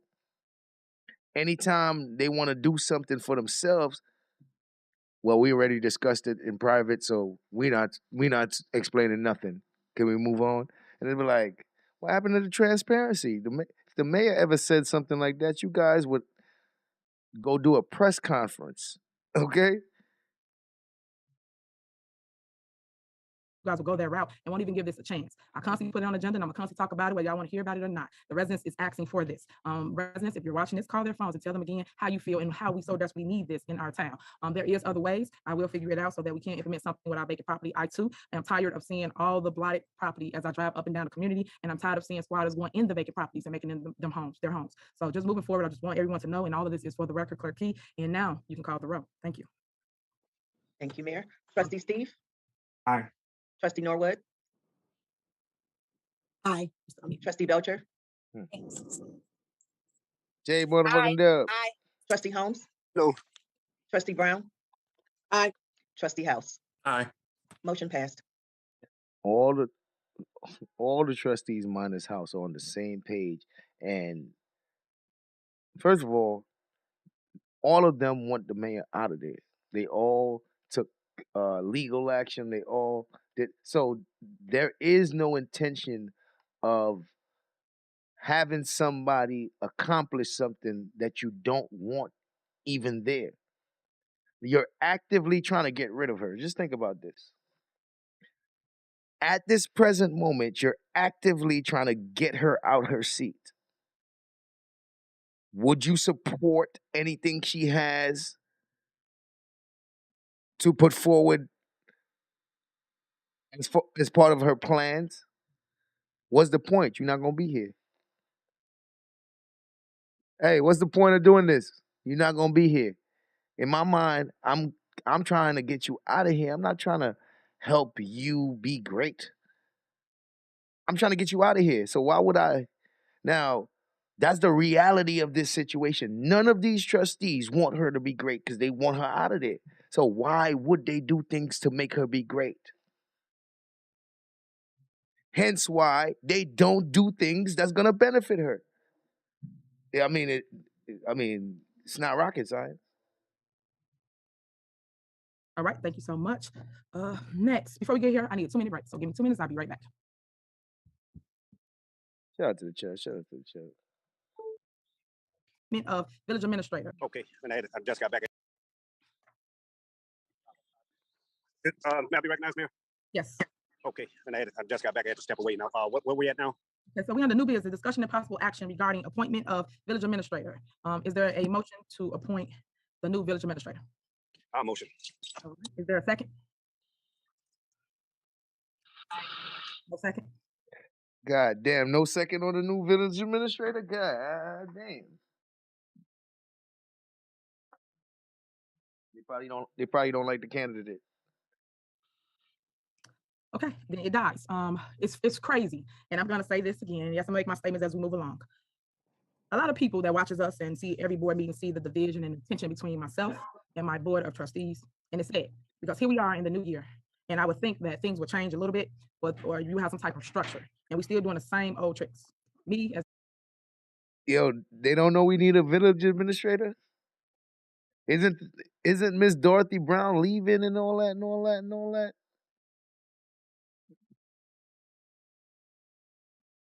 Why are they doing this? Oh, I know why.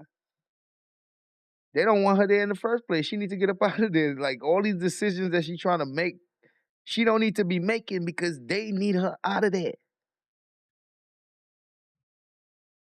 mayor have set out an email Zoom call for all my board of trustees to meet the new day, something different, and making sure that everybody's on one accord and making sure that we pick. Hold on, let me see if this is a Rabbit Hotline.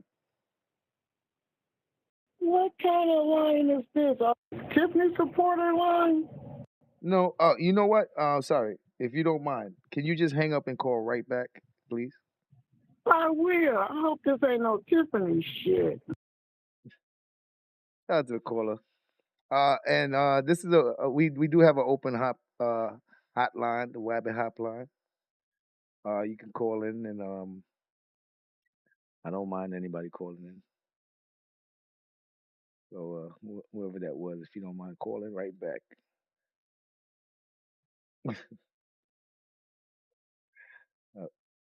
That was interesting. Where you at, caller? Don't make me call you back.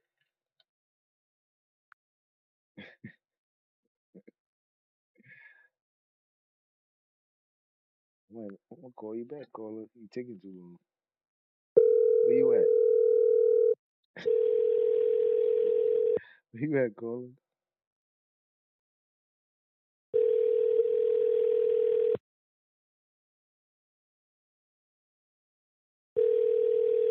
Aw.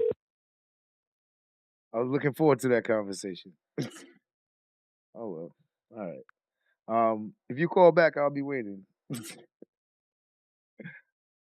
A great person that everyone seems to like and know to be the new VA.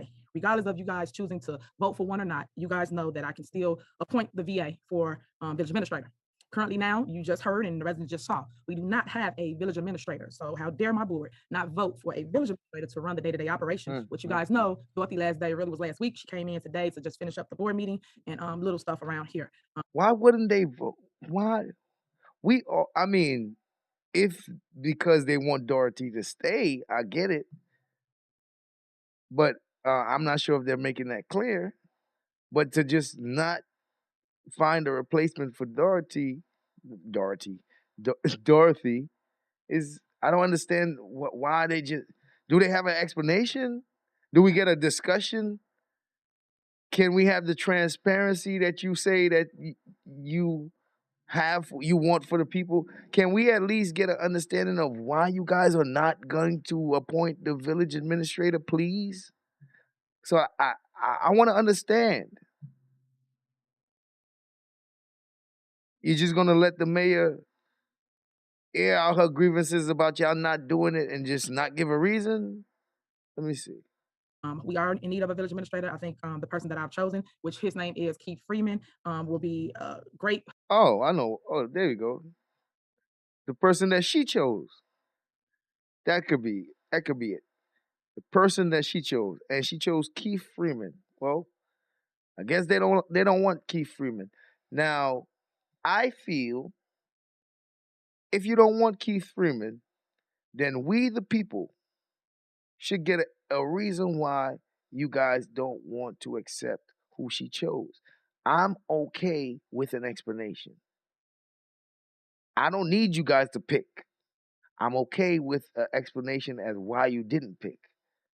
But to just not pick and not give me an explanation, I'm not okay with that. So let's see how this goes. Attribute to Dolton, and we so need new direction. Excuse me, in structure. So thank you, Keith Freeman, for coming on board. If you could just introduce yourself to my Dolton residents so they'll know what we are doing now since the Board of Trustees chose not to second Trustee Holmes' motion to appoint you for our new VA. Keith, There's a reason for that. I would like to say something to that. okay, hold on one second. If it's a reason, you could have second, we could have. There's a reason, and I would definitely like to hear it. But it seems like the mayor is saying that there's a procedure now. There's a procedure to doing this, and he would have had to do a motion in a second so that they could have the discussion. I'm very familiar with that. Motion to appoint you for our new VA. There's a reason for that. I would like to say something to that. Okay, hold on one second. If it's a reason, you could have second, we could have discussed, put up for discussion, and you could have talked about it. Well, y'all know how this goes. That's why I always say Robert Rules of Order. No one wants to follow them. So let me finish, Trustee, then I'll give you the floor. So Keith Freeman, if you would, just introduce yourself. Robert Rules of Order. I gotta remember that. Robert Rules of Order. These people be violating that. They be violating the rules. I don't like rule breakers like that because rules keep order. And when the enforcers of the rules like them blatantly break the rules and be like, yo, how can anybody do anything if the people that's at the top is the ones breaking the very rules that, you know what I mean? Like y'all supposed to set the example by not breaking the rules. To my Dolton residents so they can see my choice. How you doing? This is Keith.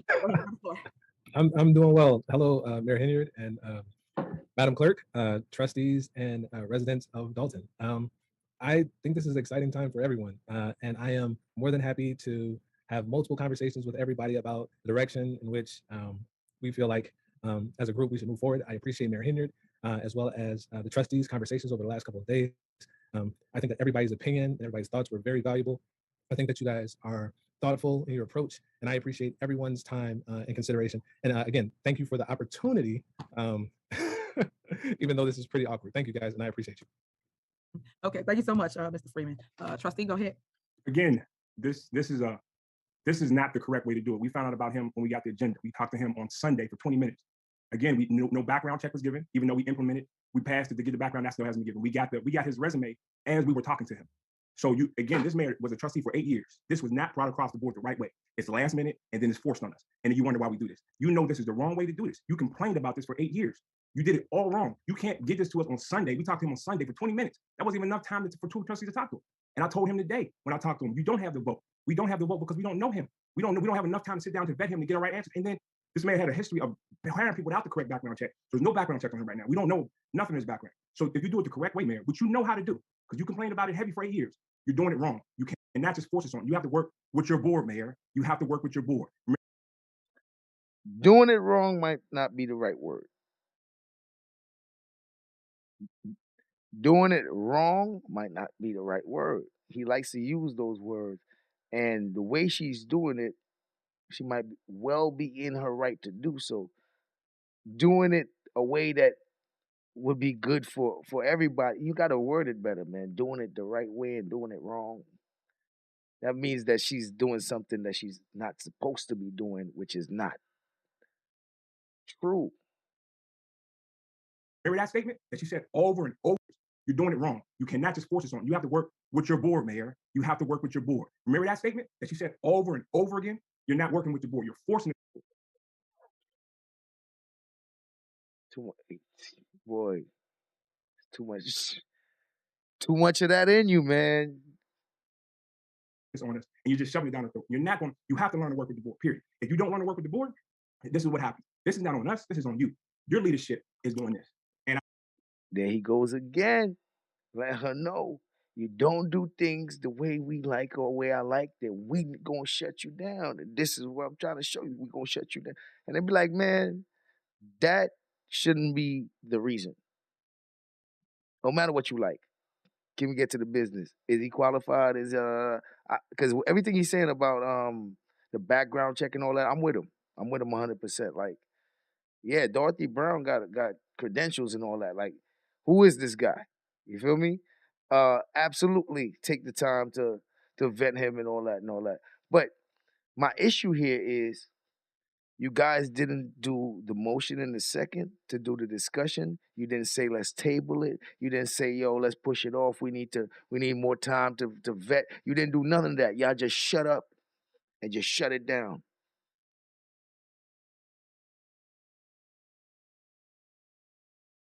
You're not trying to consider it.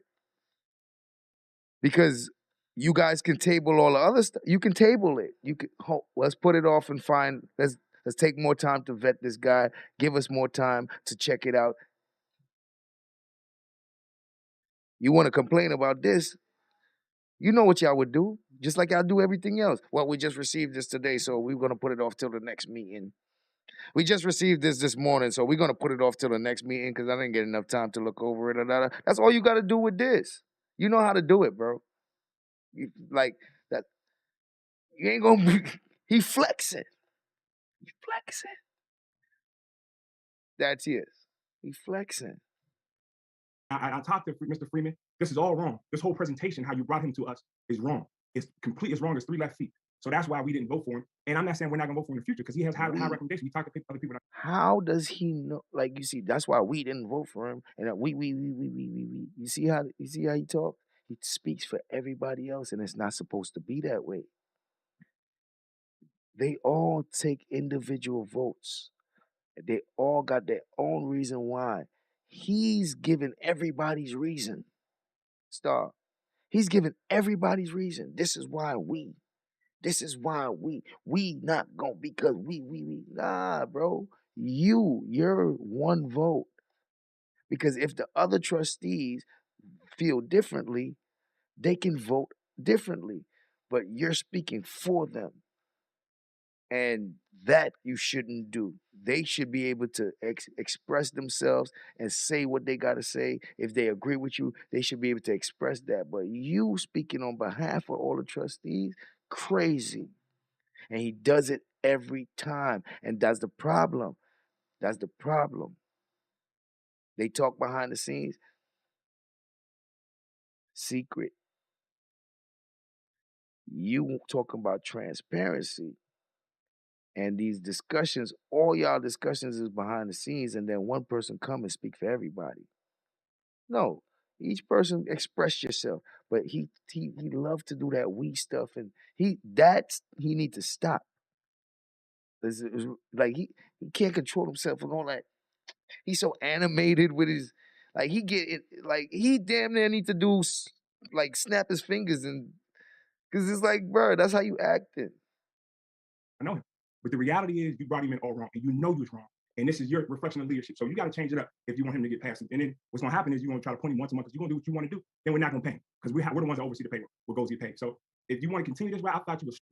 We don't want see. He not gonna get paid because we the ones that oversee the payroll. And what you see what I'm saying? He already threatening that if she do it, they got the power to not pay him, and he be flexing. He's flexing his authority and the fact that, but he's speaking for everybody though. This is what we gonna do. If you want to go that route, we gonna do that. What's going to happen is you're going to try to point him once a month because you're going to do what you want to do. Then we're not going to pay him because we're the ones that oversee the payroll. What goes. You understand? Then we're not gonna pay him. Instead of him saying, "Well, I'm not gonna vote to pay him," he said, "We not gonna pay him." That's not how he should be talking. He should be speaking about what he's gonna do. Well, if you want to do it this way, I'm not gonna vote to pay him. You're not gonna get my vote. He don't talk like that. He talk like he already know that whichever way he go, the rest of them gonna go. It's not good.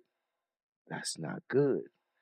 That means we don't got a body here that is individually thinking. We got like a hive mind or something. Like, what we doing? You pay. So if you want to continue this way, I thought you would start off early in this new year better. But obviously, you're starting off the same way. I want to do it your way. This is not, you run this thing like it's Deco Records and you should not. And it's not, that's not the reality. You have to learn to work with us, period. Okay, anyone else before I respond? If I can be recognized, Mayor. Go ahead. Just briefly, I did have an opportunity. I think I'll just say for my reason for not seconding. I believe I did have a good talk with Mr. Freeman. It was a brief moment yesterday and then again today. I do believe he's highly qualified. So I'm impressed with his background. I was concerned that there was not a background check completed at this time. I would like to see the process done in its entirety. He's highly qualified. He mentioned because of his background and then said something about a background check. So I'm impressed with his background. I'm impressed with his background.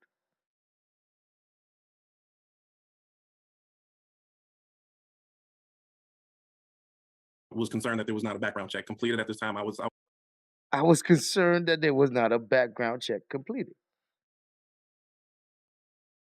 This is where words start, coming into play. I'm impressed with his background. So he's highly qualified. Okay, let's say, are you talking about the background check that you guys did not want to vote on when she just did in the last meeting? Can we start doing background checks? And she had a whole thing to where everybody's not getting background checks. So she had this whole system for background checks and they denied it. Is that you guys care about background checks? Really? When you shot down in the last meeting, the very thing that would make everybody have to go through background checks. Okay, fine. Fine. He's highly qualified. You're impressed with his background. You just don't think there's a background check that was done. Okay, so let's table it. Mayor, I'm highly impressed with his background.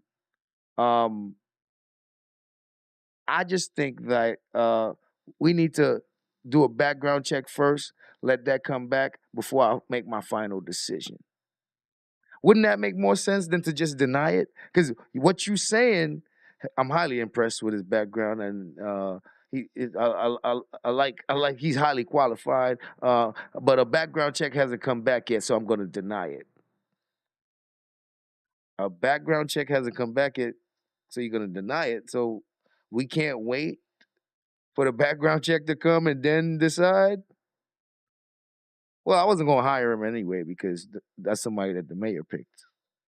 and we gonna get her out of here. So it don't make no sense he even getting the job because that's not who we want anyway. Because we trying to get the mayor out of here and put who we wanted anyway. So this is a waste of time, really. To be honest with you, we just going through the motions, but we have no intentions of hiring none of these people for real because she's not supposed to be here. We trying to get her out of here. That's the reality of it. I do believe he's highly qualified. So I'm impressed with his background. I was concerned that there was not a background check completed at this time. I would like to see the process done in its entirety, and then the presentation and move forward. But I have nothing against Mr. Freeman. I believe he's a And then the presentation move forward. So why is all right? So I'm with House. House said all the right words. House said all the right words. So House is a little bit more sincere.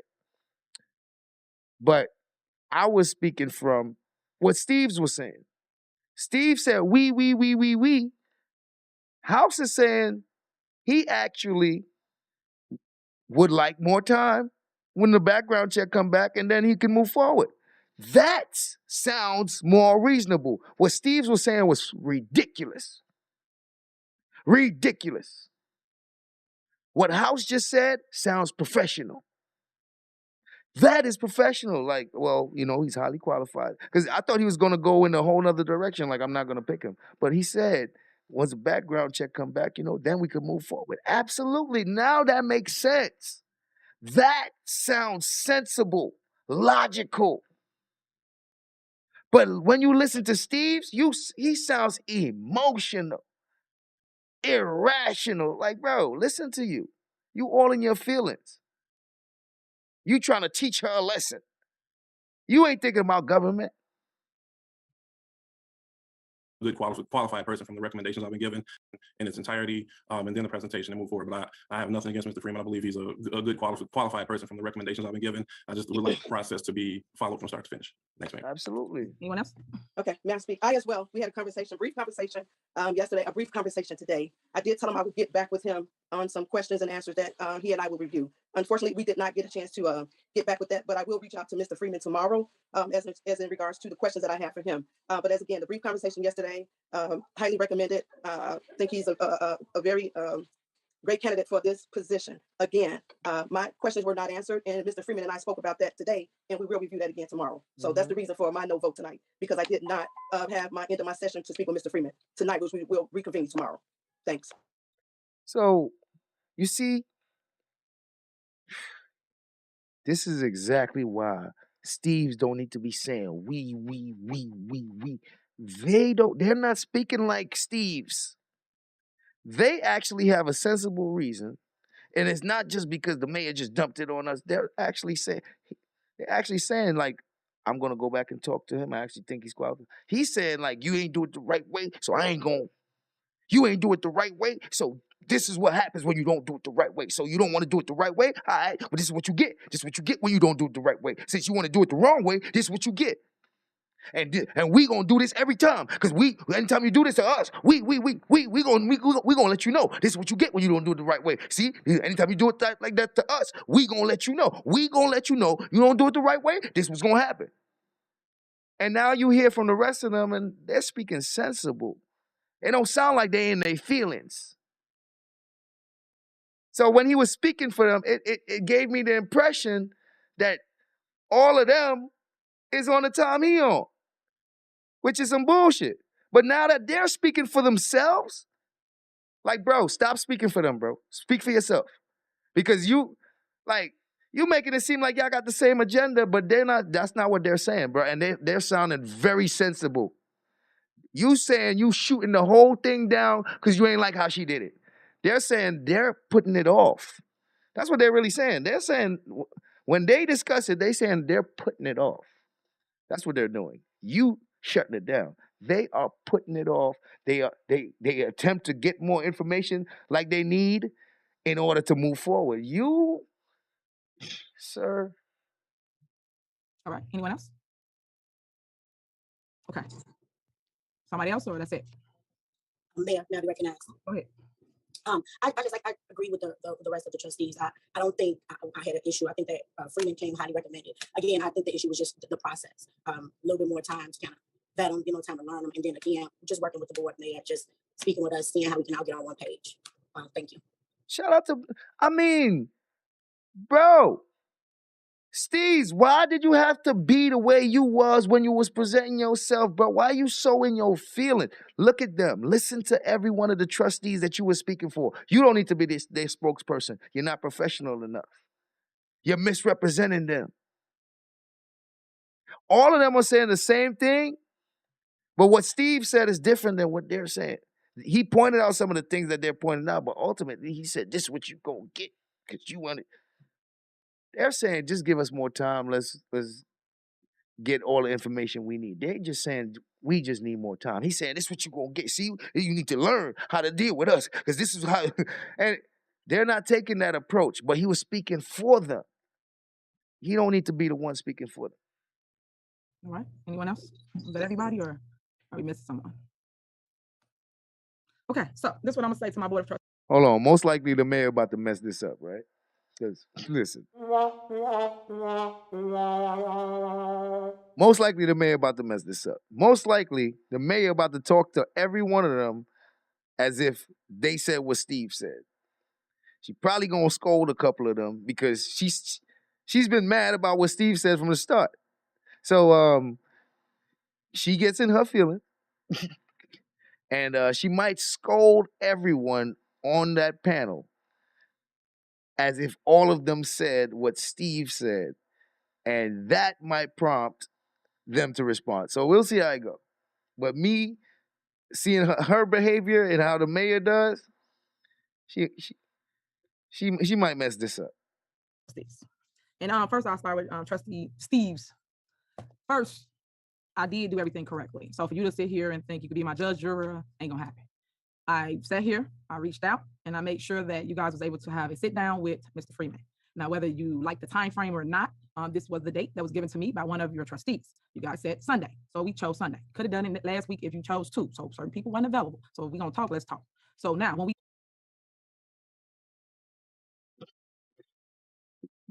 It makes me want to know now. Hey, did y'all tell her what date that y'all want to speak to this guy so that y'all can make this decision? Only to say we ain't have enough time? What Tammy said was she had some questions that weren't able to get answered, so she has to do a follow-up. That's different. What House said is the background check didn't come back yet. That's different. What Steves is saying is you ain't do it the right way, you ain't do it the right way, you ain't do it the right way. That's not what the rest of them is saying. You understand? So when she explains it now, it's like, Steves, why you on that bullshit, bro? You in your feelings, bro. Now, the trustees,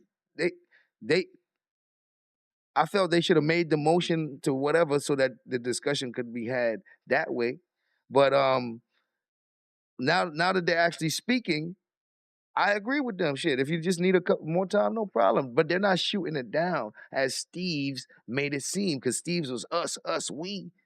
But when they speak, that's not what they're doing. They're not shooting it down. Steves is shooting it down. And he's making it seem like she's doing the wrong thing. did that just so everybody is clear on positioning and what your jobs are, what my job is, and what HR job is. We are not HR. You guys do not do the hiring. HR do. Your job as trustees is to talk to them about their experience, their resume, things of that nature, to get an understanding of why they are qualified for this position. But our job is not HR. If HR vetted the person through and said they was good to go, guess what? They're good to go. I didn't know that either.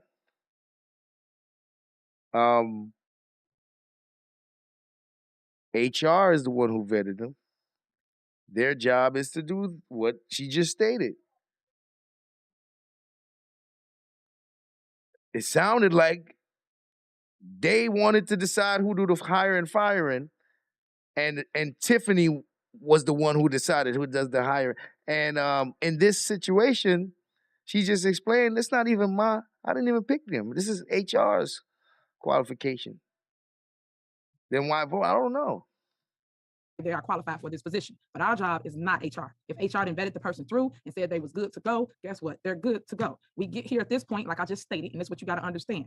I do not have a village administrator, and you guys just heard that. I said that earlier. So for you guys to sit here and say you don't want to vote for something because of you feel I didn't do something the right way, I can feel that you guys will do a lot of things the right way. But at the end of the day, the village must run. You have to put the differences to the side. I've said that several times.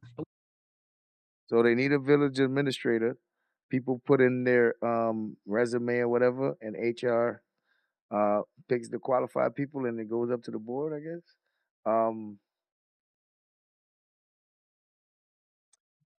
Sounds like what she's saying is, if you're not picking it based on what you're saying I did, and making it seem like, you know, you don't want to pick him because I didn't do something the right way, I'm not the one who picks him. So don't make it seem like I'm trying to force someone onto you. Don't make it seem like I'm trying to force somebody onto you and I didn't even pick this person. We need a village administrator. You guys gave a date. This is the one that they selected. Here it goes in front of you. Why would you not want to move forward based on you say something I did? This is for the village. We have to run the day-to-day operation. With that being said, yes, I am going to make him my village administrator because that is what we need. The village must continue to run. I cannot allow something to be crippled because of a vote that trustees don't want to make at this current. So if they don't make the vote and Dorothy's not there, then the village has no administrator. And they're willing to allow that. The mayor's not. That's what I'm understanding here. Time. Now, for future reference, if you guys choose to vote for him, okay. If you do not, we will have a village administrator to run this village, which that's what I got elected to do. I didn't get elected to play these games and go back and forth over, oh, well, y'all, you ain't talk to me, well, we ain't get email, we ain't this. No, this is a new year, new day, new time. So moving forward, and if y'all want to talk to him, talk to him. Other than that, I would have made him available if I was on a different direction. I would not set up a Zoom call or put it on a Sunday for that matter to make sure you guys was able to speak to the individual. Like I said before, the date was chosen by one of y'all, and that's the date they say y'all was available to speak to Mr. Freeman. And if you guys all just stated, and I heard out everyone's mouth, that he's qualified for, you heard nothing but good things about him, I don't understand what would be the problem on voting on him so we can move forward and start this new relationship that we so desperately need. Well, they said they need more time to get some questions answered and the background check. So as far as that, that's sufficient enough for me. As relates to anything else, if anybody got questions, concerns, by all means, reach out. I've said it several times as well. Call my phone. If y'all got a problem or issue, don't wait till we get to the board meeting and act like someone's doing something other than what I'm telling you guys what's going on. We need Keith Freeman. We need a village administrator, and I would hope the board of trustees would have supported this because the guy is actually really talented, a wealth of information, highly connected, and it's something that we do need for Dolton currently now. So look at that. And as it relates to background checks, from my understanding, he did do a background check, so it's coming up. As it relates to you guys saying we didn't do processes right, that's not true. But I just want you guys to know that we do need this. I'm hoping y'all have a change of heart and actually vote for it. Other than that, we can move forward. I'm hoping y'all have a change of heart. It'd be like, man, ain't no change of heart talking to me like that. Because everyone made their statement and you guys told me what you want to do. And Mayor, if I could be recognized on this? Yep, go ahead, trustee. I just want to make sure I'm really clear on this one. During my interview with Mr. Freeman, as well as Ms. McGraw, I asked the question, was a background check done and when were we moving forward? Trustee Norwood was there with me as well. And at the time, Mr. Freeman indicated no. So that's my reason right there in terms of saying, so when we're talking about these things, I just want to make sure that my stance, again, nothing against him, I was talking about process, and that was the part that threw me off. Thank you. Okay. Hey, I'm with you. Hey, listen, man, House, I got to give him the credit when his credit is due. You understand? Got to give him his credit when his credit is due. I'm with you on that one. But just so you know, he do have a background pending now. So when you talked to him, he said on Sunday, today is Monday. So pending now. You're basically confirming what House just said, Mayor. He does have a background pending now. It's pending. That means it ain't there yet. When it comes back, House can make his decision. We're not doing this. We're not doing this, Mayor. You said pending. That means it ain't get there yet, just like House said. So once it get there, he's willing to move forward. Let's not make no big deal about this, Mayor. Come on now. You guys can go check that as well, so you can know that the background is being done. As relates to anything else, everything else y'all said y'all liked about him. So again, I don't understand what would be the issue. They just told you. I mean, why is she so confused about it, man? Listen, Mayor, they not saying they not gonna shoot him. They not gonna hire him. They saying get him a couple of days and let the background check come back, whatever. She want to do it right now, and I understand. So if she got the power to do it right now, no problem. But she keep asking the same question or saying the same thing, and it's like, come on, House just hit the House just explained himself. Like, I'm understanding what they're saying, but she's still on what Steve said is, and I think it's because Steve's did all that we, us, man. It's almost like she's not hearing what everybody else is saying. And why would I not do a background check? Everyone gets a background check when they get hired here in the village of Dolton currently now. So let's move forward. One question, Mayor. A background was done today. Anybody that's hired for any position anywhere does not start until the background comes back eligible. So that's the reason for mine. When the background comes back eligible, you're good to go. Other than That's that, it. we want to start this process off right this year. Right. And the process this year that we all agreed on some time ago is that we will Right. run background checks. And once that background check comes back eligible, he's good to That's go. it. I'm He sure no good one to- will have a problem if it You comes hear back that? eligible. But as I spoke to him, You hear that? That's what House is saying. That's what Norwood is saying. That's what Tammy is saying. But the mayor's still going on for what Steve said, because Steve did all that we, us. He needs to stop that shit. He needs to stop that, man. Because she's going off of that. It's almost like she's not hearing them. I'm hearing them loud and clear. And they not denying him. Like I initially thought they was doing when Steve's was speaking up for them. But once they spoke up for themselves, I understood completely. They not denying the dude. He might actually get it, because what they saying is just let the back. Mayor, you're annoyed and it's clouding your hearing or something right now. Because I'm hearing them, man. I'm hearing them clearly. today, it was ran today. Once it comes back, you're good to go. But Yeah. again, the process moving forward this year has to be followed. And we all agreed on that. So let's follow that process moving That's forward. it.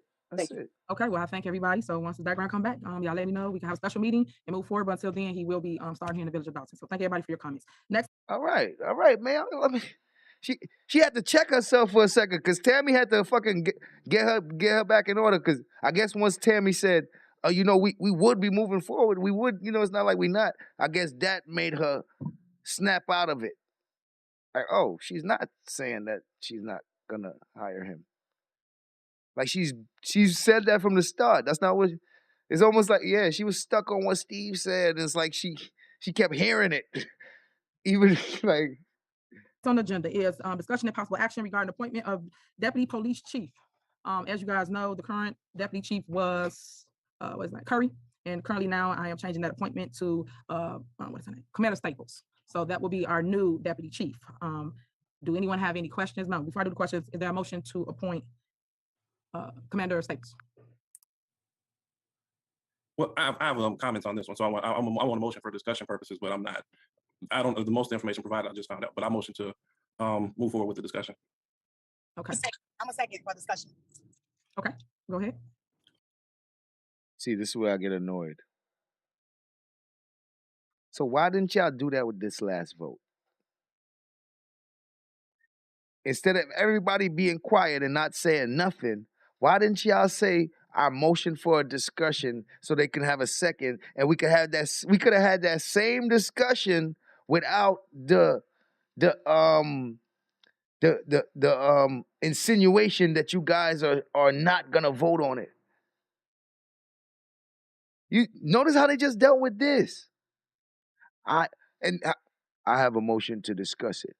I second that motion. What? So why didn't y'all just do that a second ago?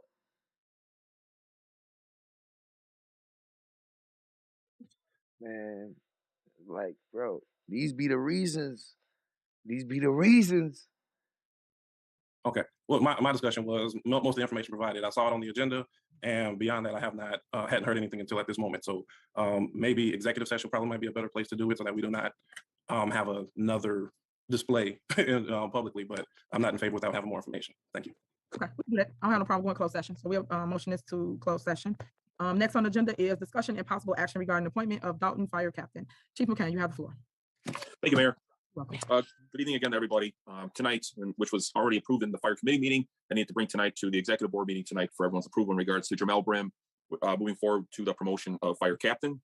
He is the senior lieutenant, which puts him as the only person eligible for this position. There is one vacancy for this position, and it is budgeted for. So tonight, I'm seeking the mayor and the board of trustees consent and approval for moving forward with the promotion of Jamel Brim to the position of fire captain. And once it's hopefully approved, then we would have a swearing in date at another day. So, Mayor. Okay, thank you. There a motion to appoint Jamel Brim to fire captain? Make a motion to appoint Jamel Brim as Is there a fire second? captain. I second. All right. I'm just saying, I think Jamel Brims is black.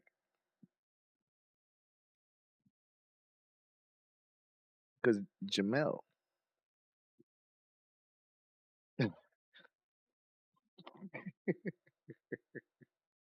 I might be wrong.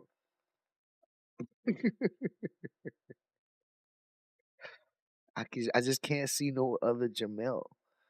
Like, I just don't mind me. I'm an idiot. I'm an idiot. Okay, don't pay me no mind. Let's carry on. Motion second. Any discussion? Okay, call the roll. Clerk, Key, call the roll. Trustee Steve, Aye. trustee Norwood, Aye. trustee Belcher, trustee Holmes, Aye. trustee Brown, Aye. and trustee House. Aye. Motion passed. Okay. All right. Thank you. And then just for the record, I want to put this on record, Clerk Key. People are hired contingent upon background checks for any job. So hopefully the Board of Trustees will reconsider that. If his background come back bad, of course, he will not have a job. But if his background come back clean, he's already employed. So I'll just make sure that the Board of Trustees did know that. Okay. Next, we have discussion of possible action regarding approval of Paycom for payroll processing. Chris, you have the floor. I know that this was discussed several times through yourself, Janice, and then also the trustees. So do anybody have any comments before? Well, you know what? Is there a motion? I'll motion to approve Paycom as the payroll provider. Okay, thank you. Is there a second? I'll second. All right, any discussion? All right, call the roll. Clerky? Trustee Steve, Aye. trustee Norwood, Aye. trustee Belcher, Aye. trustee Holmes, Aye. trustee Brown, Aye. and trustee House. Aye. Motion passed. Right, thank you so much. Next is mayor's report. So I've got a little lengthy report this evening. First, I want to say, Happy New Year again. I hope everyone had a wonderful Christmas, and I wish nothing but the best for a wonderful New Year, especially to my Dolton residents. I know last year and the prior year has been hard due to COVID. Everyone's tired of being in the house, and then my business district, I feel currently shutting down. I know that you're going to work harder for the 2022 year, and then I'm pretty sure that with my new administration, and then hopefully with a working board, Dolton will be back better again. I do know, and I do vow that I will be Dolton back better again. I did make sure that I implemented different things this year. The calendar will be coming out. Residents, you'll know what to expect. I just want you guys to know to stay masked up. Make sure you get vaccinated if you're not. I know that a lot of Dolton residents are either afraid to go into stores or go places, but if you do go, please wear your mask. And the gloves are back, so you can wear your gloves as well, because a lot of people are catching this new virus, and it's very contagious. So, and it's quickly spreading. So make sure you wash your hands, you wear your mask, and stay within 6 feet of people. Stop touching. I know a lot of people fist bump and do different things, but if you could, just hold off from doing things of that nature. Go here to next. We have started weekly testing at Village Hall, and I also issued an executive order last week mandating that all non-union employees must be either fully vaccinated or have a weekly negative COVID test. We are also opening up negotiations with the unions so that we can assure that the union employees are also protected. So that's what we're waiting on for that. And I'm gonna read this statement before I go to the police department. This is a statement. It will be posted on via email and on the websites and Facebook tomorrow. And it says, okay, so this was dated because I had it ready for December 29th of 2021. So we're gonna make some little changes on the date. It has always been my intent to reopen for the first meeting in 2022, which is January 3rd today. In response to the current COVID-19 surge of cases and hospitalizations in suburban Cook County, I am keeping Village Hall closed for now. This is consistent with the attached order from Cook County and the actions of neighboring municipalities. And additional data, as additional data comes in, this matter will be reassessed. Our first priority and my only priority is health and safety of all residents of the Village of Dolton, and that is the reason that I am making this decision as the chief officer of the Village of Dolton. So as you know, Village Hall will still be closed. We will have it via Zoom meeting. So that will go out tomorrow. Next, my police department. I'm excited about the amnesty program that Chief Collins discussed tonight. So please, all residents, take advantage of this program, just like we did an amnesty program for the water department. Only 26 people benefit from it. So would you please benefit from the amnesty program, which is about municipal tickets. If you got a ticket from us, we're basically telling you you have a time frame to pay it or cut it down. We're working the kinks out of that currently now. Also, we don't want you to have or incur the expense of getting a boot on your vehicle. So this will be effective more than likely beginning February. The first board meeting in February, we will probably initiate this. Right now, they're working the kinks out so they can tell you exactly what it entails and how to go about it. Next, the mode abbreviation for the fire Station number 2 is underway. Fire Station 2, which I always report, it should be opening up spring of 2022. Congratulations to the fire captain that was recently promoted. This ensures that our fire department is staffed properly. Next, code enforcement. The code enforcement team is done with their 10-week training day. They should be taking their exam shortly, so good luck to all my staff. I want to make sure everybody passed, and I know you can take it multiple times, but good luck. Use your flashcards. I did that in college. It helped me a lot, and then you put them in the bathroom, stick them on windows, things like that. That might help you out. Well, bring them in here, and then sometimes I even go over them with you. Public Works. The sewer suction truck is being built. It should be completed, which I know Stacy had already spoke on. I think he said 2 more out. The dump trucks are also being built. Yo, your numbers be off, Mayor. Stacy definitely ain't say 2. Okay? Stacy did not say 2, Mayor. He said 4. 2 don't sound like 4, Mayor. Which I know Stacy had already spoke on. I think he said 2 more out. The dump trucks are also being built. The drainage improvement for the parking lot and the yard at Public Works should be done with weather breaks, and that should be done in the spring. And I want to give a special thanks to Public Works for putting up the decorations on Sibley, helping with the lighting of the Christmas tree. So I thank you, Public Works, for all you do. The water department, I just want to talk again about the water bill amnesty program. It has ended December 7th of 2021 at 5 p.m. The delinquent bills for anyone that did not pay in full or sign up for a payment plan was sent to collection agencies on November 8th. The collection agency will add their collection fees, and you will now be responsible for paying the water bill amount along with the late fees to Dolton through the collection. Dorothy also spoke on non-resident accounts will have 3 months, and residential accounts will have 6 months to pay their bills. The housing department, landlords, make sure to contact housing department to find out when your license will expire in 2022. The expiration dates have changed, so make sure y'all stay connected with that. Same thing with the business license and permits. Business owners, make sure that you contact the business department to find out when your license will expire in 2022, and that expiration has changed as well. I want to give a special thank you to Scott Gilmore for building the stands and lending a helping hand to put up the lighting for the Christmas trees that was scattered throughout town. One was on 142nd, the other was at Menards, and of course the one right here in front of Village Hall. So thank you. And then also with the help of Public Works. Public Works, you are awesome. You are always everywhere. Community and collaborations. I hosted a toy drive at Thornridge High School on Saturday, December 11th. The holiday home and yard decoration contest was great. I thank you residents for showing up and showing out this year with your decorations. The first place winner was 147. I didn't get a complete address on here. 147 in Avalon. The second place winner was 146 in Kenwood, and the third place was 154th in Greenwood. So I thank you all for participating in the Christmas decoration lighting. I also hosted a single parents clothing giveaway on Thursday, December 16th, and that was off of Greenwood, and that was really nice. A lot of single parents came out, and I always tell them I can relate to them, so I always try to offer things that I know they need, such as diapers, clothes, shoes. They got toys as well, and formula, milk, or gift cards. So I just want to thank you, single parents, and always keep your head up. And remember, if you need help, reach out. I am a resource for you. I always remember that. If I can't do it, I know someone that can, or I can refer you to an organization that might can help more so than I. I also hosted a holiday food giveaway on Saturday, December 18th. That was at Melody Fitness. That was also great as always. The line was all the way down to Chicago Road. I still call it Chicago Road, even though it's MLK and around. So I thank you for that. And I want to apologize to the seniors because I had to postpone the senior citizen holiday dinner. I definitely will make that up to you guys. I just did that because of the increase on the COVID cases, and it's really, really affecting the young babies and also the seniors. And I didn't want to create a super spreader, so I canceled it, and I will choose another date and time once the numbers go down to make sure I make it up to you, because I know you guys like to come out. I know you guys love to eat and party and play bingo. So sorry for that, but right now I care about your health more so. I have my first initiative for 2020. All right, it's like, does all old people like to play bingo? Is that like a stereotype? Yo, when I get old, if somebody offer me bingo, I'ma get offended. I ain't gonna lie. I'm to the point to where if you offer me bingo when I get a certain age, I'm gonna cuss you out. It just feels, is all old people play bingo? Is that like a thing?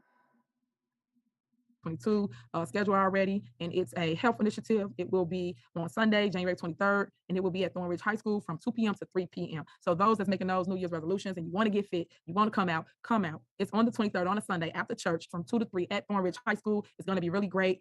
You'll see myself there. You'll see a lot of other people there, but you want to come and just show some type of initiative, and that's just the start of a healthy way, healthy living type of initiative that I have going on.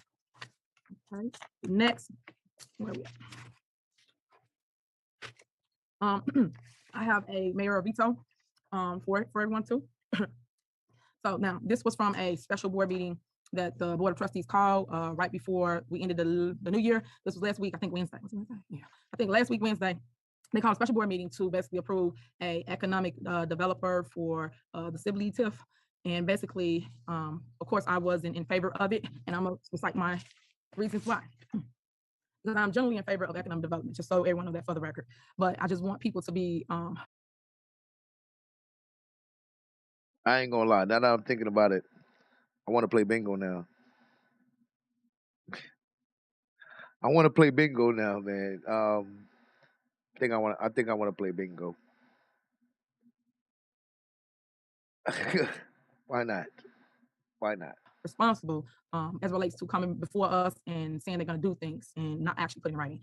We can't just throw away TIF money at people because we like them. We have to make sure they can do the job at hand. The developer needed to commit in writing before they should have got any TIF money. That's number one. And then I also feel, and I'm a strong believer, TIF money could also be used for other things. And that's why I was stating to the Board of Trustees that before you vote on it, do your research. It could have been used to fix streets and infrastructure, or could have been given to a developer who would have committed in writing to actually do the redevelopment. Right now, it's just a verbal, it's nothing in writing. So how would you hold them accountable for what they're telling us they're going to do?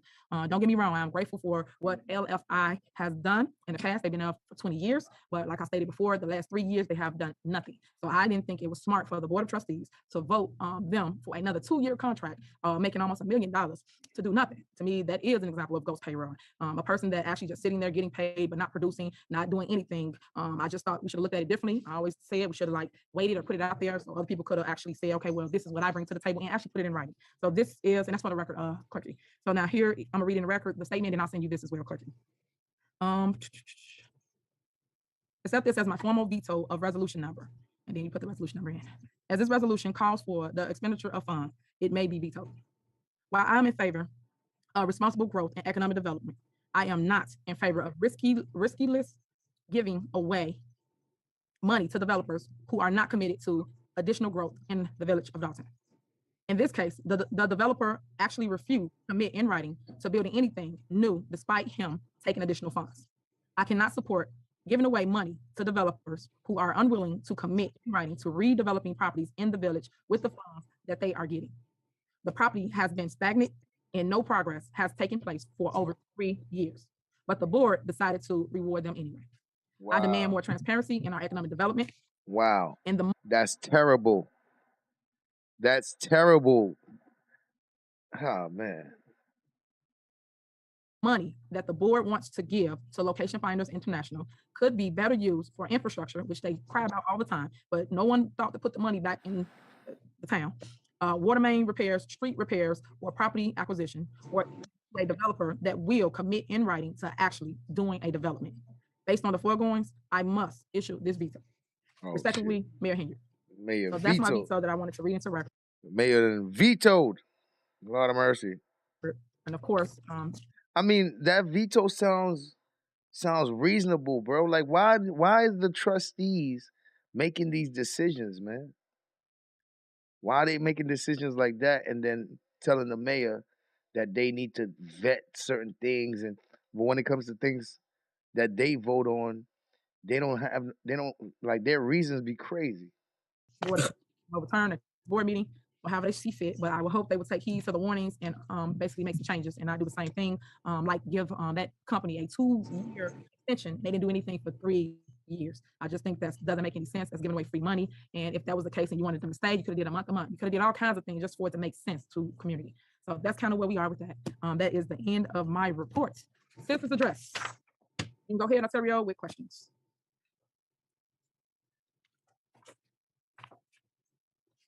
Citizens address. First question is, can we come up with a plan for all shootings around the New Year holiday going forward? Next citizens address, are we doing something about COVID testing in Dolton? We can use more centers. Last question is, can the mayor please address the tax benefits regarding block by block? And that is the conclusion of the citizens address. Okay. Next, we need to go in closed session. We have litigations, terminations, several different things to discuss, and settlements as well. So can I have a motion to go in closed session? I'll second. Okay, there's a motion and second. Just for the record, residents, we're gonna go in closed session and we're gonna make suggestions on what we're gonna do. If we come back out, number 16 is possible action of whatever happened in closed session. We will vote on it, but we're gonna end this live video, but we will still vote publicly on whatever we decided to do. So if you could, Ontario, in the live, and before you end the live, just so everyone know, we do have 4 COVID centers that will be here in the village of Dolton, and that's just to help residents alleviate some of the long lines, because I know a lot of y'all go over to South Suburban, and I heard the wait time is 3 to 4 hours. So that will be taking place. I've met with several people today, and we will be initiating this starting, it was supposed to be Friday, but it looked like Monday will be the start of the 4 COVID centers. So a couple business owners got together and they're all coming up with a plan. So I'll meet with them again tomorrow, and I will update the residents and also the Board of Trustees on what we are all going to do. Thank you so much, residents. You can end the live chat, and then you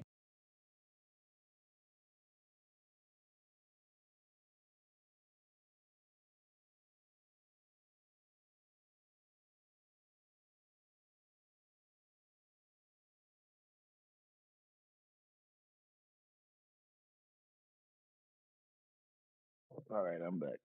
All right. So that's the end of that. We've gotten through it. Shout out to the chat. I'm back. And I'm back. Now, in our next live, we'll be going back. Be going back to December 6th. The trustees have their own YouTube channel that they started, where they are holding their own separate special board meetings. And yeah, it's gonna be interesting.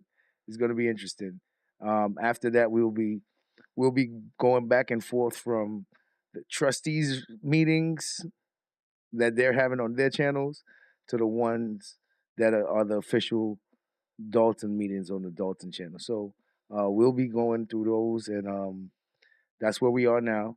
And at some point, Tiffany will become the supervisor of Thornton, and more drama. More drama is on the way when she becomes the supervisor. So we'll be witnessing all that. So I want to thank everybody for coming out. I don't have an outro yet, but I will. Until then, I'm out.